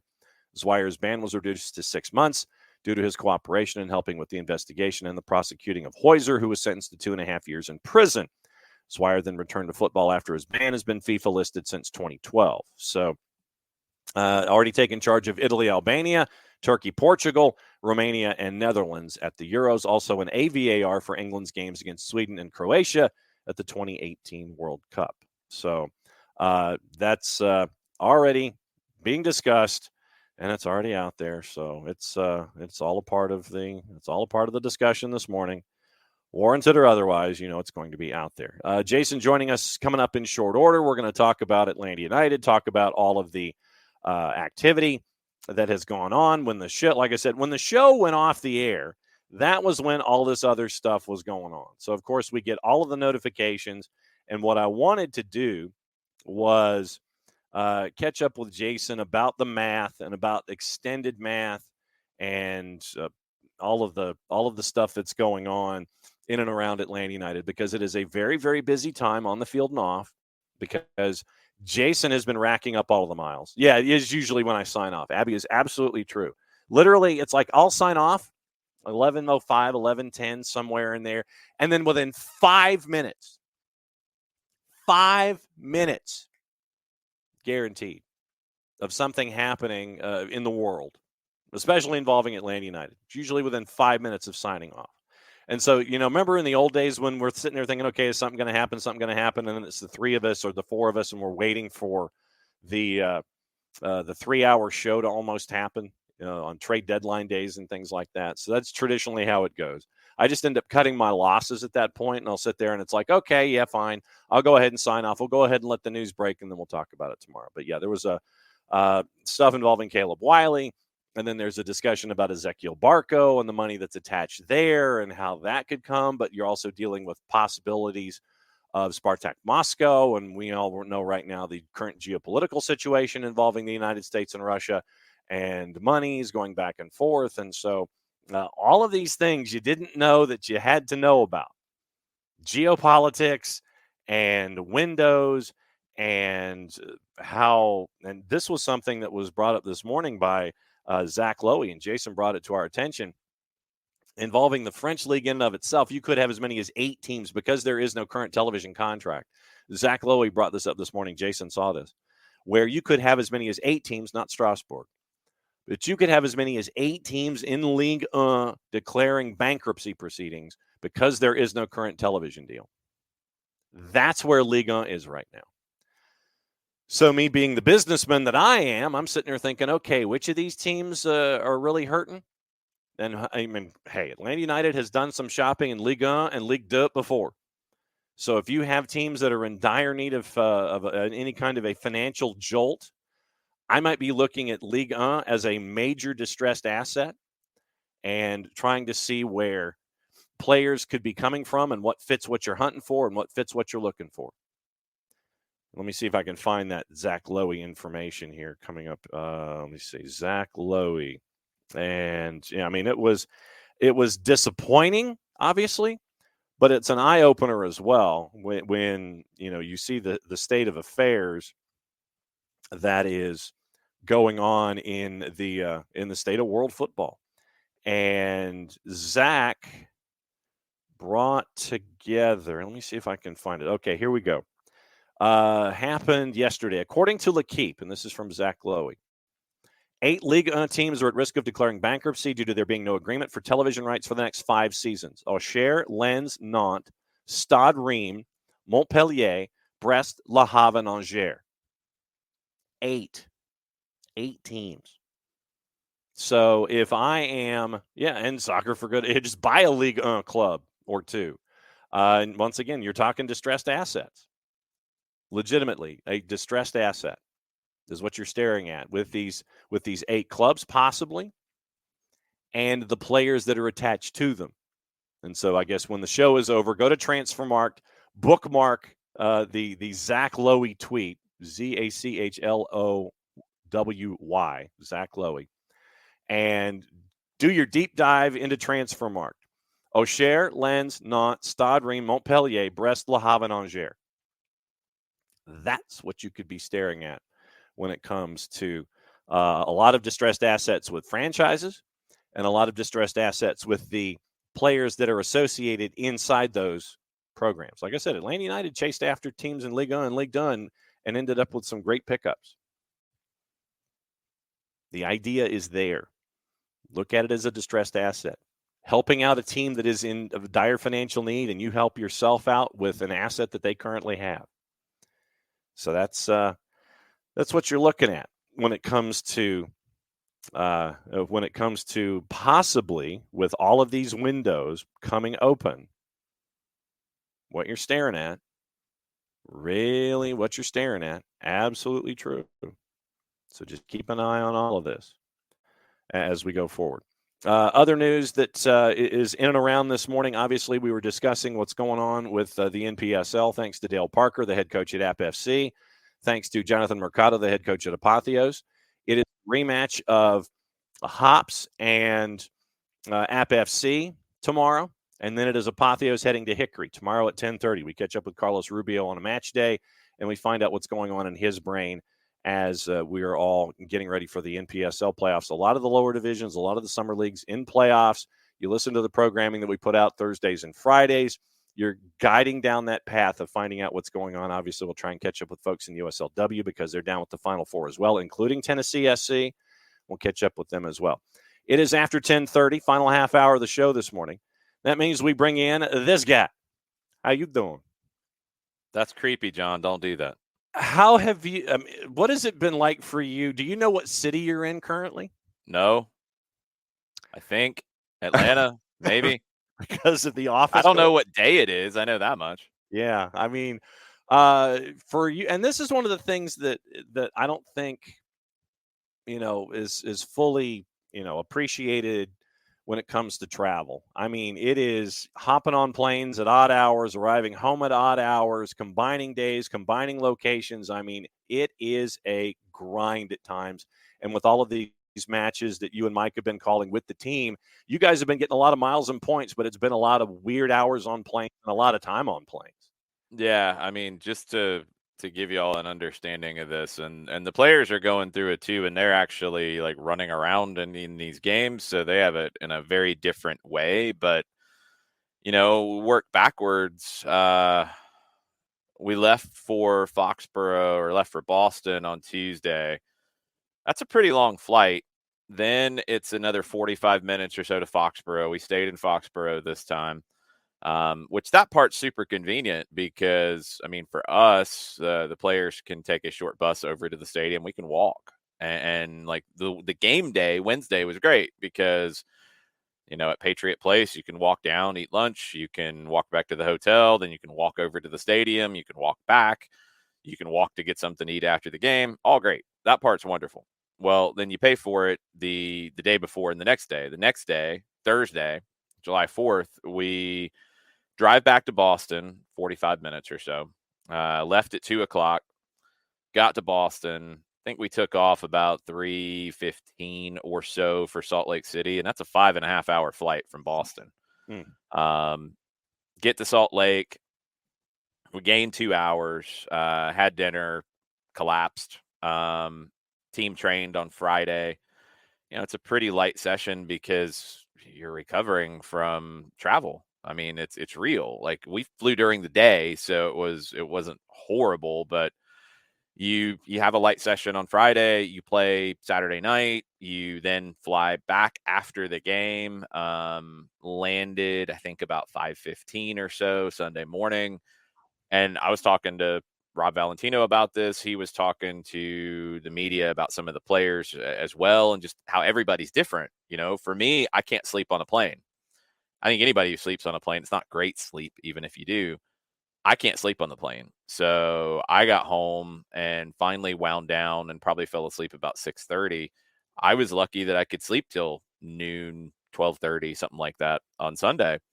Some people can't. Some people, got home, maybe slept for an hour or two.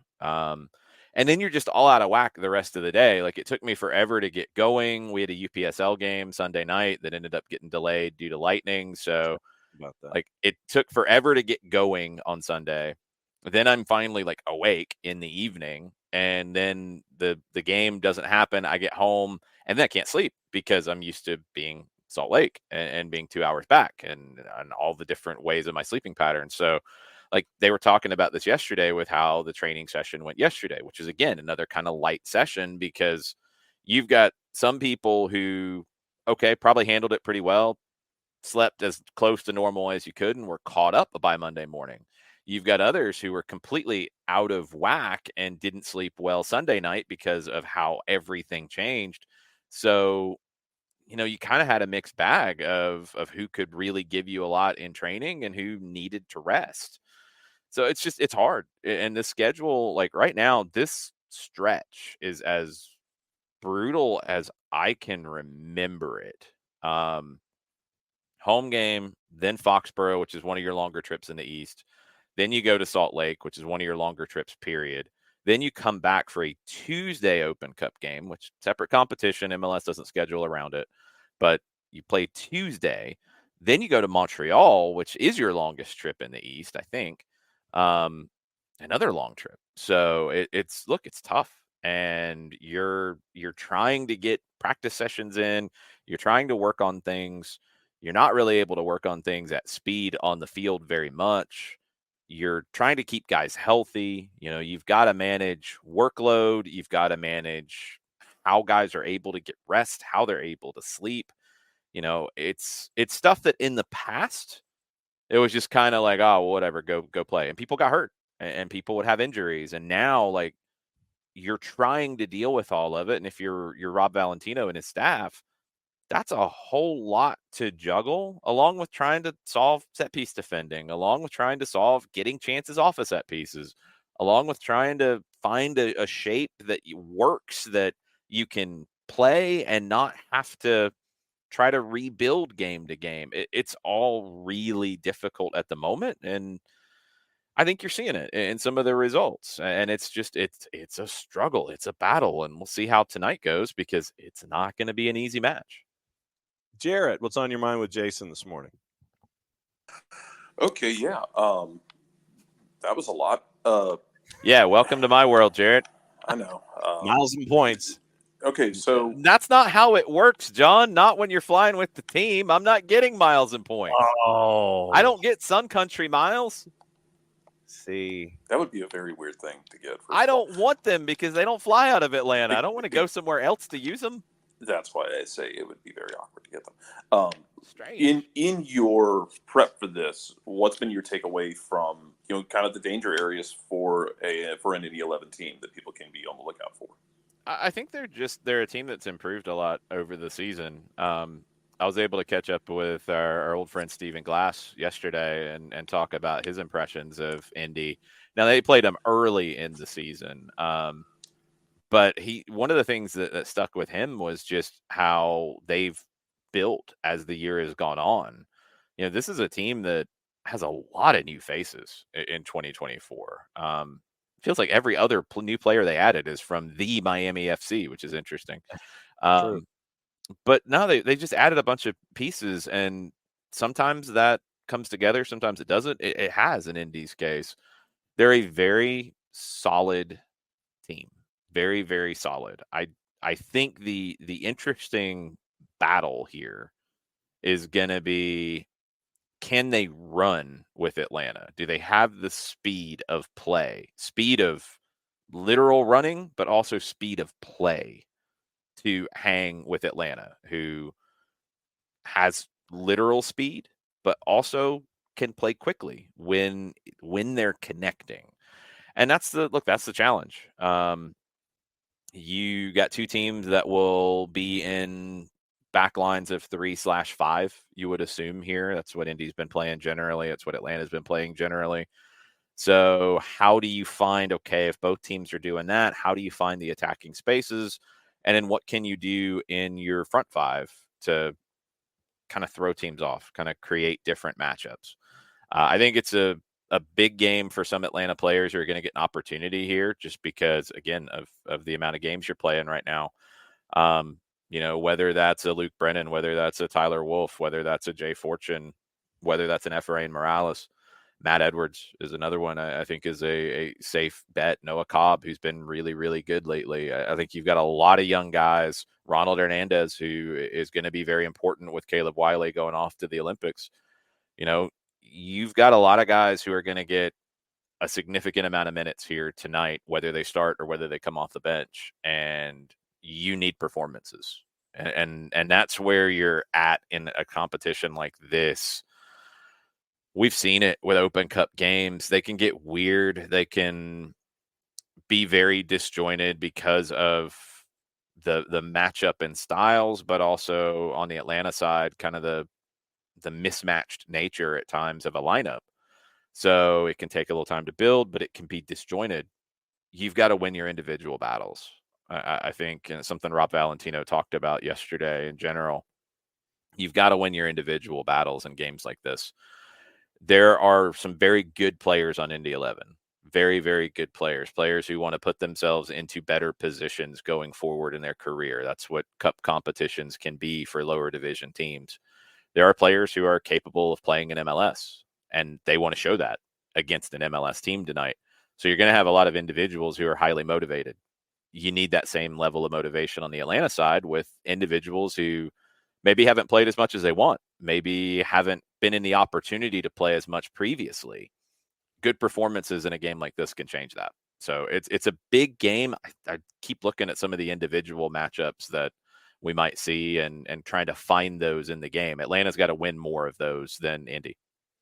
And catching up with Greg Rakestraw, the play-by-play voice for the INDY 11 before you came on here in hour number 2, he had some injury concerns as well.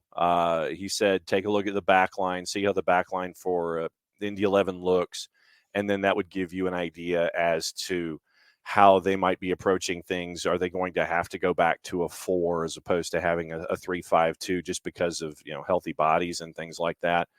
They had a keeper change where Hunter Solt is now been between the sticks. And when you've got a guy who's 6'7" back there, they've had a draw with Rhode Island at 3-3, and creating traffic in front of Hunter Solt created those opportunities for Rhode Island. It's going to be one of those where, and this was a point that he made, where the depth that's available for INDY 11 is different than the depth that's available for Atlanta United too, and that's something else to keep an eye on here. Yeah, I mean, you have a deeper roster in MLS than you do in USL Championship. It's just the nature of the two businesses. And Indy, looking at who they played on the weekend against Rhode Island and having a 2-0 lead and then a 3-2 lead and not being able to get out of there with 3 points. This has been an Indy team that's been hard to beat over the past few months, though. Let's keep that in mind. And this is a game where you got to have a winner at some point tonight. And if extra time is looming, that's going to be difficult for both of these teams. Could go down to penalties. Hunter Solt's the tallest goalkeeper to ever play in an MLS match, which is crazy at 6'7". Likely in goal. He's on loan from Portland. Goalkeeper of that height. And sorry, Jared, I'm not attacking tall goalkeepers at this point, but you can take it however you want. Goalkeepers tall guys don't always get down very well to those low shots, hard, do they? Man. It's hard. Like it's funny you say that, because I go back to the Fraser Forrester masterclass where he stood on his head against Barcelona. What made it so insane is that he saved so many low shots when it's hard, man. It's hard to get that low. Yeah. It's like tough. It's hard to be like it, because your instinct is to stay a little bit higher and to be a bit of a wall, but like it's hard to get that low, man. And especially if you gotta like get low and start getting horizontal, like it's a lot of human being to move quickly. And unless you've experienced moving a human body that quickly, it's hard to explain.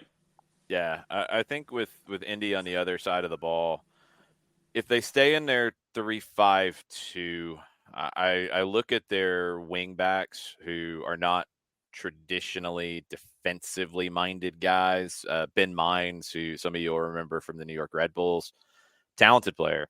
Never really been a fullback in his career. Been more of a winger. At times is tucked inside. Very talented on the ball. He can create chances. Aiden Stanley, career high in assists this year, and he's got 2 assists in the Open Cup. He's going to bomb up and down that left side. He's going to be a problem. So whoever's on the right is going to have a lot to deal with if you're Atlanta United, with Stanley, who's probably their best chance creator on the Indy side. And then they've got Sebastian Guinzotti, and I feel like we've talked about him a lot over the years with Tampa Bay. Played for the New York Cosmos and the old NASL. But Guinzotti, he's not going to run a ton at this point in his career. I think he's 33 off the top of my head. But you find him in a dangerous spot, he's got the quality to beat you. And he's got the experience to not run himself into the ground here. I think when you look at Indy, one of the major things for Atlanta is going to be Guinzotti, whoever else is in the middle. Cam Lindley, another very talented player that we've seen over the years in USL Championship. Whoever else they put there, probably Wooten, but it's not a definite. If they go with that trio in the midfield, and Guinzotti is as much of a second forward, or almost a third forward in this case, than as a true 10, that's an opportunity for Atlanta. Whatever combination the midfield looks like on the Atlanta side, you're going to be more athletic. You're going to be able to cover more ground. I think you're going to be more technical when you're looking at guys like Muyumba, potentially Fortune, McCarty, Sleesh, whichever two, if Rob Valentino stays in the same shape, which is also not a guarantee because you have Nick Firmino kind of chomping at the bit here. Where do you fit him in? How do you make that work? You have limited options up top. You really only have Daniel Rios as a true number 9 right now, and he's played a lot of minutes. So how you kind of piece that together on the Atlanta side will dictate what your midfield looks like. But I look at the two midfields, and I think Atlanta will be able to definitely outrun Indy. but can you out quality Indy while you are outrunning them? That's going to be the key to the game. And I think that's what it could come down to, is the middle of the park. All right, Jarrett, go for it. And then to your point about, being able to outrun them and out-quality them, it feels like later you go in the game, and I'm glad you talked about like the depth of MLS versus USL and the depth of the bench, because it's not a shot at USL. It's just the nature of the beast. No, it's just what you have to spend. Yeah. But how big is it if you can, as he asked the obvious question, here's the ball in the tee, bud. How big is it then if you're Atlanta to get that early goal 10 minutes in or so, where you can put Indy in a position where they might, whether time dictates it or not, they might feel like they need to be pressing and rushing and taking more risks ahead of schedule? Yeah, I think in general, yes, you got to be smart about how you go about it, because you don't want to concede early either. So you don't need to be risky, because you do have that advantage in depth. So, if you're Atlanta United, I always like to compare things to boxing. I don't know why, because I'm not like a gigantic boxing fan, but it's just such an easy way to I think, compare the stuff. If you're Atlanta, you probably feel like you can go into the late rounds. You can go into extra time and be comfortable if, however you start it or finish it, and you're probably, I would assume, going to not start some of your guys who started in Salt Lake City. So if they come off the bench late in the second half or in extra time, that's a lot of quality coming off the bench. So if you feel like, look, our thing here, because we only have one forward, and I don't know if Rios can go or not. He's been great, but you also got another game on Saturday in Montreal, so you got to manage his minutes somehow. I think you feel like, look, we can rotate here some. And if we need to be smart and compact and not, you're never going to see, I think, an Atlanta United team just sit behind the ball and try to soak up pressure and play on the counter in a game like this. But you also don't need to overextend yourselves, because you'll be able to go deeper into this game than Indy will. So, yeah, I'd love to get that early goal to make Indy get out of their comfort zone.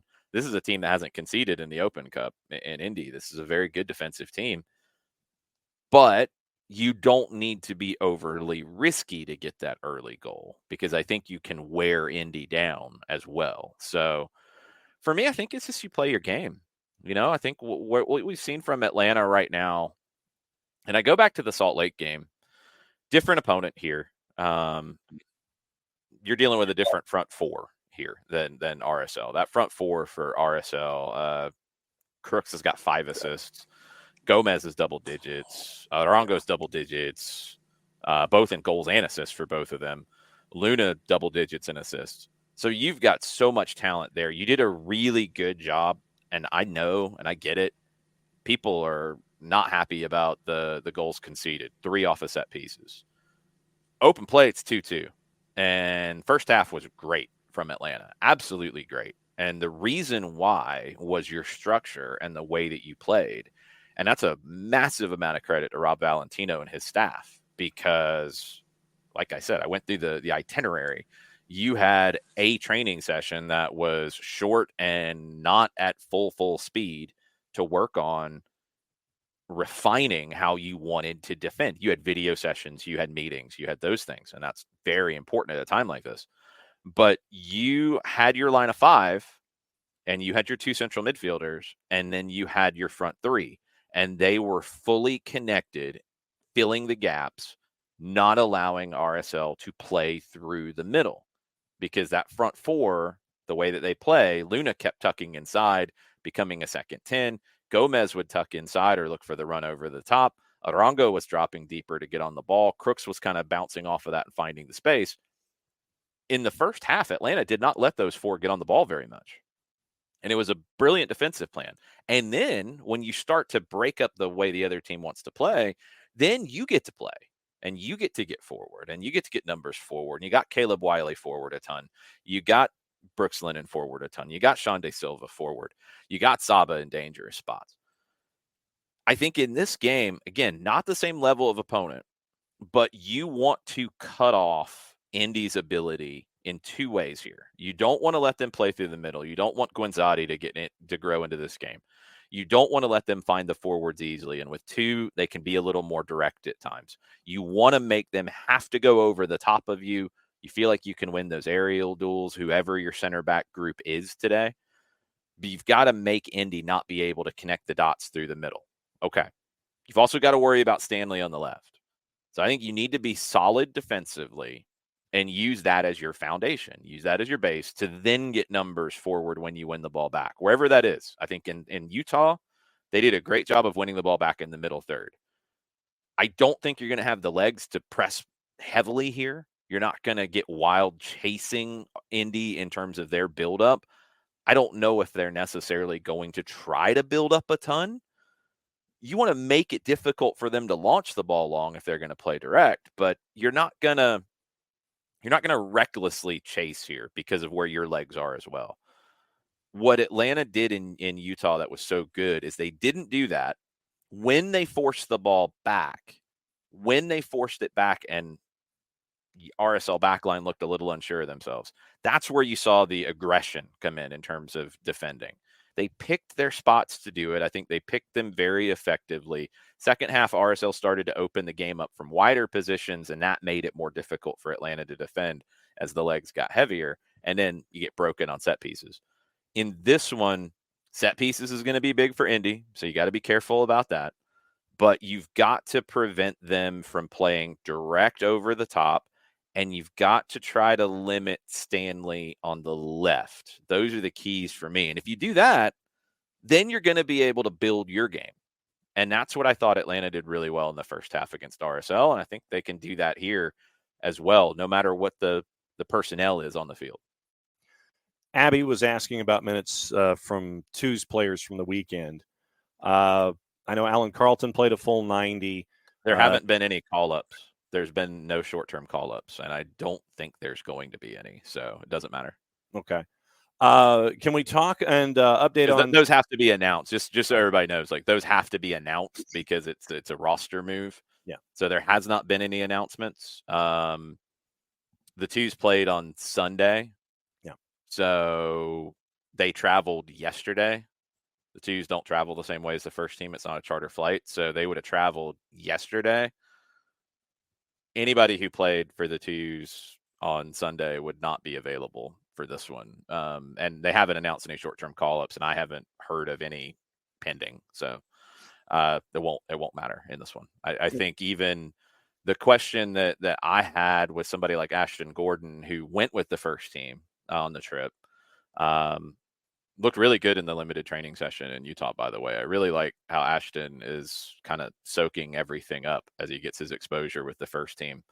I think he's going to end up being a very good first team player. I really have been so happy to see what he's done at his age.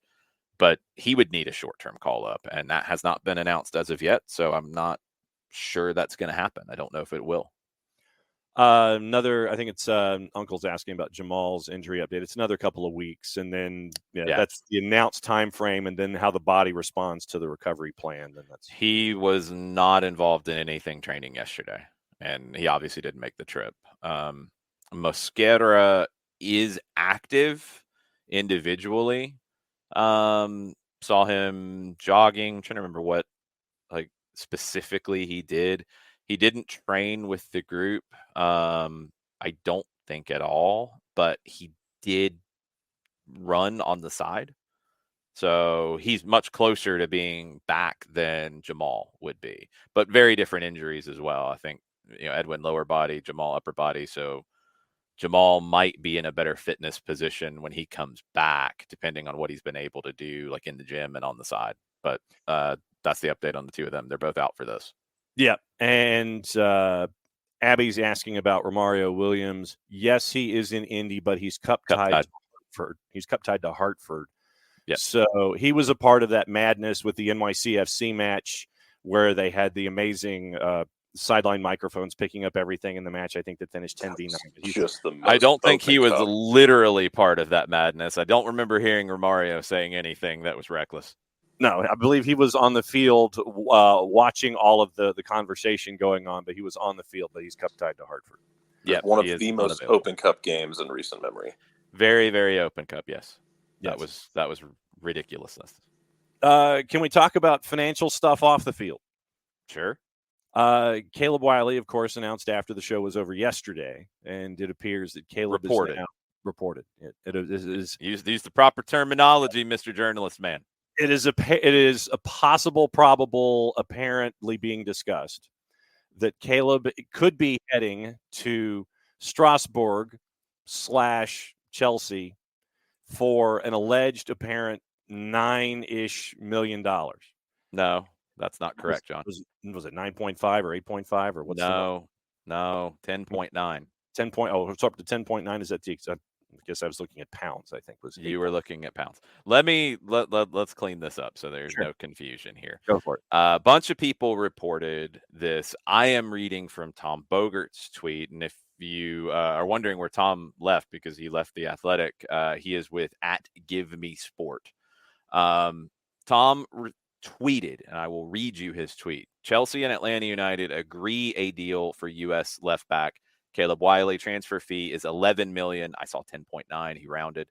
And Atlanta keeps sell-on percentage. Wiley to sign 7-year contract and go on loan to Strasbourg. That is from his sources. Others have reported that as well. That is reported. Announced is if the clubs announce it. That is a very different situation. And I know I'm getting into semantics, but it's very important to clarify these things right now, because as we saw with Yakimakis, as we've seen with Almada, reports are reports, announcements are announcements. You're never going to get the monetary amounts in the announcements directly, but it's been pretty consistent on Wiley in that 10.9, 11 range of what the transfer fee would be. So now the timing, we know he is leaving Atlanta after the game tonight. He was expected to be available for the match tonight. He did train yesterday. He spoke to the media yesterday. But I don't know if these reports, if accurate, would change any of that. Would he not be available for tonight if that happens? And then would that change anything else? I don't think so, because he's off to the Olympics. You wouldn't see him until after the Leagues Cup. If he comes back to Atlanta, the reports say that he won't, but I don't know if anything changes specifically for tonight. Nothing's been announced as of yet. And if I remember reading correctly from U.S. Soccer, I think the camp officially for the Olympic team opens today overseas in France. I think they're traveling to France today. But Wiley trained yesterday with the expectation to be part of the team tonight. Don't know if that's from a starting position or off the bench. But that was how it was when we left the facility yesterday. I think those reports came out after Maddie and I left the facility yesterday. So I don't know if those are accurate reports. I don't know if that means anything has changed. I have not heard of anything changing as of yet. And speaking of Maddie is with us this morning. First time, long time. Enjoy the show. So, Maddie, what brings you to the table as we wrap up here on a Tuesday where we've covered everything from the INDY 11 to Open Cup to Atlanta United to news on Caleb Wiley, reports on Caleb Wiley. Reports on Caleb Wiley, John. I said reports. You said news first. It's not news. And then I said reports, and there's even been reports on Ezekiel Barco and money attached there. NPSL there have been reports on that too. Yeah, so money allegedly involving Ezekiel Barco, NPSL playoffs, Nashville SC. So what brings you in, Miss Madison? Well, number one, I missed y'all. Haven't been on here in a little bit, and also I thought it was a little part. It also was a party, so I thought I would jump in and say hi in the last couple minutes. That's how it works. Yeah. So we've got action going on tonight, and I think that really with this matchup, then you have the late matchup out west. You've got 2 tonight and 2 tomorrow in Open Cup, and I think that Jarrett and I basically are still rooting for Dallas and Sporting Kansas City to beat the ish out of each other tomorrow as a carryover from what happened this past weekend. Oh yeah, absolutely. We're rooting for like multiple red cards in this matchup, man, for tomorrow night, because You Rooting have to for play violence. Oh yeah, well, I mean, they went for violence in the 93rd minute on their own. They didn't need much motivation this weekend. Well, you had a throw into somebody's face, and then some pushing, some Paul, shoving, some. And Paul Areola. on-like headbutt. Paul Areola played dodgeball. Threw it right at Basong, and then Basong did the Zidanian headbutt. It wasn't like that. It wasn't a headbutt. Yeah, it was more of a. It was more of a. He did not headbutt anyone in the chest. Charge. Yeah, it was like a running shoulder block. It was more of a tribute to Sean Taylor than anything. Yeah, I was going to go with John Cena, but okay. And Areola sold it very well. But yeah, you need as many red cards as humanly possible tomorrow night in that matchup. What's that? Paul Areola sold something and was excessive. Oh man, I know exactly. Down with a feather. Jason, what do you think is going to happen in the West Coast game tonight in Open Cup? Which game is the West Coast game tonight? I believe it is the Seattle-Sacramento, I believe, is tonight late. Seattle's a weird one to get a grip on right now with all of the conversations around Seattle at this stage. It's kind of the same thing here, except Seattle's on the road in that, if I'm not mistaken, which Seattle is on the road. It. Yeah, it complicates things when you've got issues to whatever degree they are. And look, I know how, as we were delineating the differences between reports and news, Seattle's kind of in that boat right now with the reports on issues and where things stand. I don't think we actually know. I mean, I'm sure Nico has filled everyone in to the best of his abilities on Thursdays, but something's not right. I think that's fair. Like there's something going on in Seattle, and when you go out on the road in these kind of games, that can be magnified. So Sacramento's got a pedigree in these competitions. They can make a run. They definitely can win this, but I think Seattle has enough, and I think they will go through. But I would not be surprised to see extra time in that one. Yeah, I think it might go for a while. Ropes is putting us out publicly. If no one has seen it yet, Dax is filling Twitters with pics of the 08 Olympics group and alluding to... Oh my gosh, it is amazing. And alluding I like to... the hats they were wearing. Those were cool. Yes, and alluding to actual hair under Brad Gazan's hat in 08. Well, we've seen it. It did exist. It's not, you don't have to allude to it when there are pictures of him playing with hair. Let's give Brad a little bit of credit here. Come on. Under the cap a little bit from 08. And Michael Parkhurst with the... Go ahead. Michael Parkhurst wondering why the two of them hadn't sweated through their suits yet in his response on Twitter. So I thought it was... They probably did. Oh, yeah, absolutely. So the thread has continued. There are more photos now on Dax's page. And it's the best thing I've ever seen in my whole life. It's great. I like the part where Michael Parkhurst is sweating through his Olympic Olympic opening ceremony outfit. There was a lot of talk about the opening ceremony outfits yesterday, which was interesting because Caleb's not going to be in the opening ceremony. That's one of the challenges in this, and it's cool that the 08 group got to do it because the soccer competition, and anybody who was here in 96, it's not the same as some of the other sports. Like Wiley said yesterday that they're not in the Olympic Village. So you won't get that experience, which a lot of the team sports athletes, I know it's come up with like the NBA players who have gone, and the Olympic Village has been one of the kind of fun elements for them because it's so different for them. Soccer players won't get that this time around. Maybe in some Olympics they've been able to at least get aspects of it, but this group won't. That's a shame. Like Caleb won't get to participate in the opening ceremony, won't be in the Olympic Village. I mean, their first game is 2 days before the opening ceremony against France.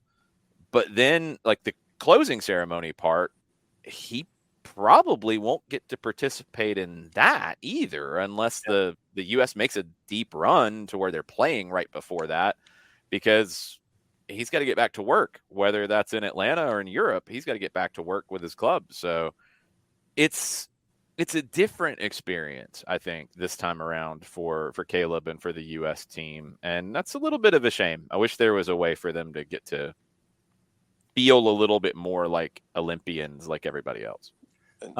Juice boxes have Atlanta United heavy on the minus side tonight, and they also have it fairly even, both for the late games. Sacramento and Seattle both hovering around plus 148. No real. I mean, that's I think speaking to what we're talking about with Seattle and also being on the road. So I do think that's going to go to extra time, but I think Seattle finds a way through. All right. So, Maddie, since you were here last, you get to say what's on your mind last first. So what's on your mind before we go?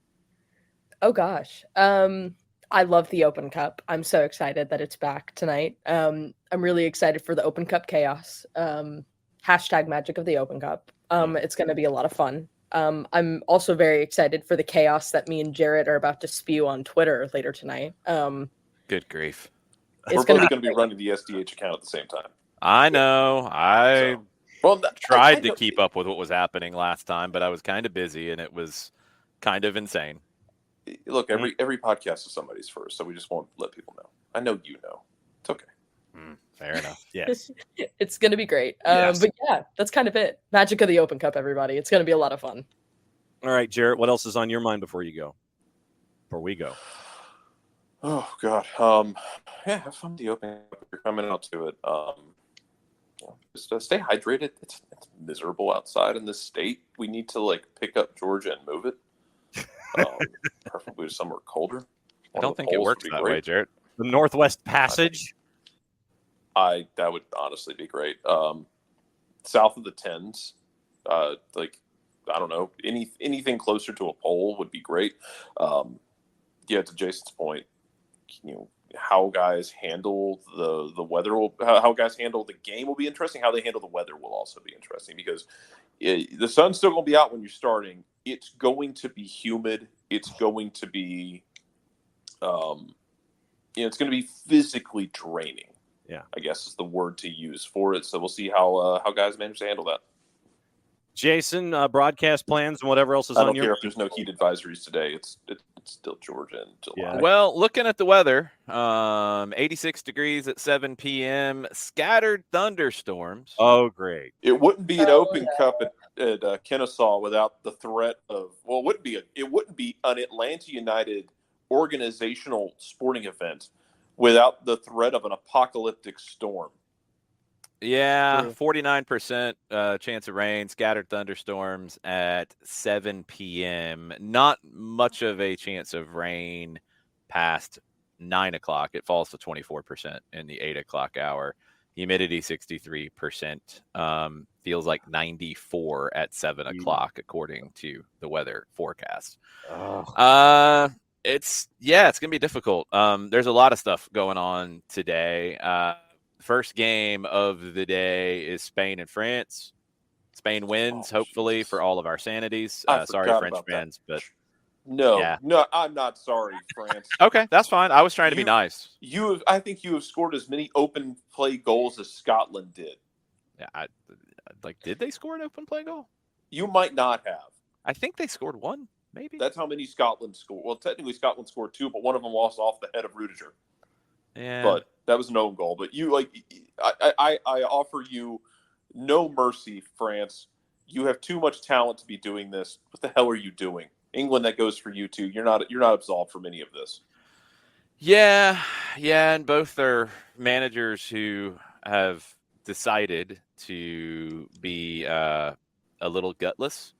I hope Spain punishes them for that and gets the win there. I would be very happy about that. Obviously, I'd be very happy if Argentina beats Canada in the Copa America semifinal tonight. That's an 8 o'clock start, an hour after the Atlanta United start. No Atlanta soccer tonight. This evening, full-time report, we'll probably talk a little bit about those two games. There will be an Atlanta soccer tonight special tomorrow night after the Copa semifinal, which should be a really good one with Uruguay and Colombia. 2 hours of AST on Wednesday night from 10 to midnight, and then 2 hours of AST on Sunday after the finals from 10 to midnight. So buckle up for those.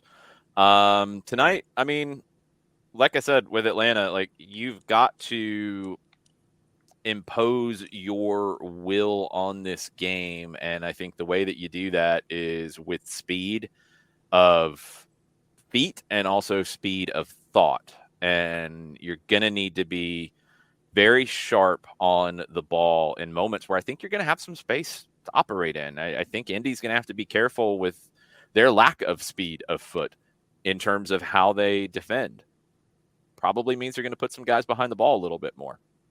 They're going to be dangerous when they get out, especially down that left side with Stanley, but you've got to take advantage of that. And you've got to be fearless in this. Unlike France and England in the Euros, who have been full of fear at all times in the way that they've approached games, you've got to be brave and get forward, take risks in the attacking half, and be confident in your ability to win the ball back. And I thought the first half against RSL, Atlanta United did that so well.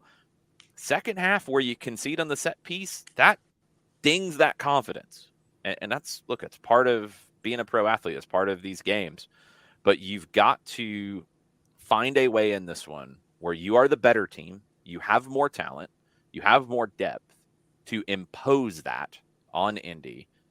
I don't care how you get through. I would love it if it is a very comfortable win where you can rotate guys in the second half later and think ahead a little bit to Montreal on Saturday. That'd be amazing. I don't think that's going to happen. I think it's going to be a difficult night. I think Indy is too good for that to happen. And I think you're going to have to work for it. So keep your heads, be intelligent, use your speed in all aspects. I think when we talk about speed in this game, a lot of times we just talk about being fast. It's speed of thought. It's speed of technique, being able to play quick because you can play first touch or you can play quickly with second touch. You can control the ball close.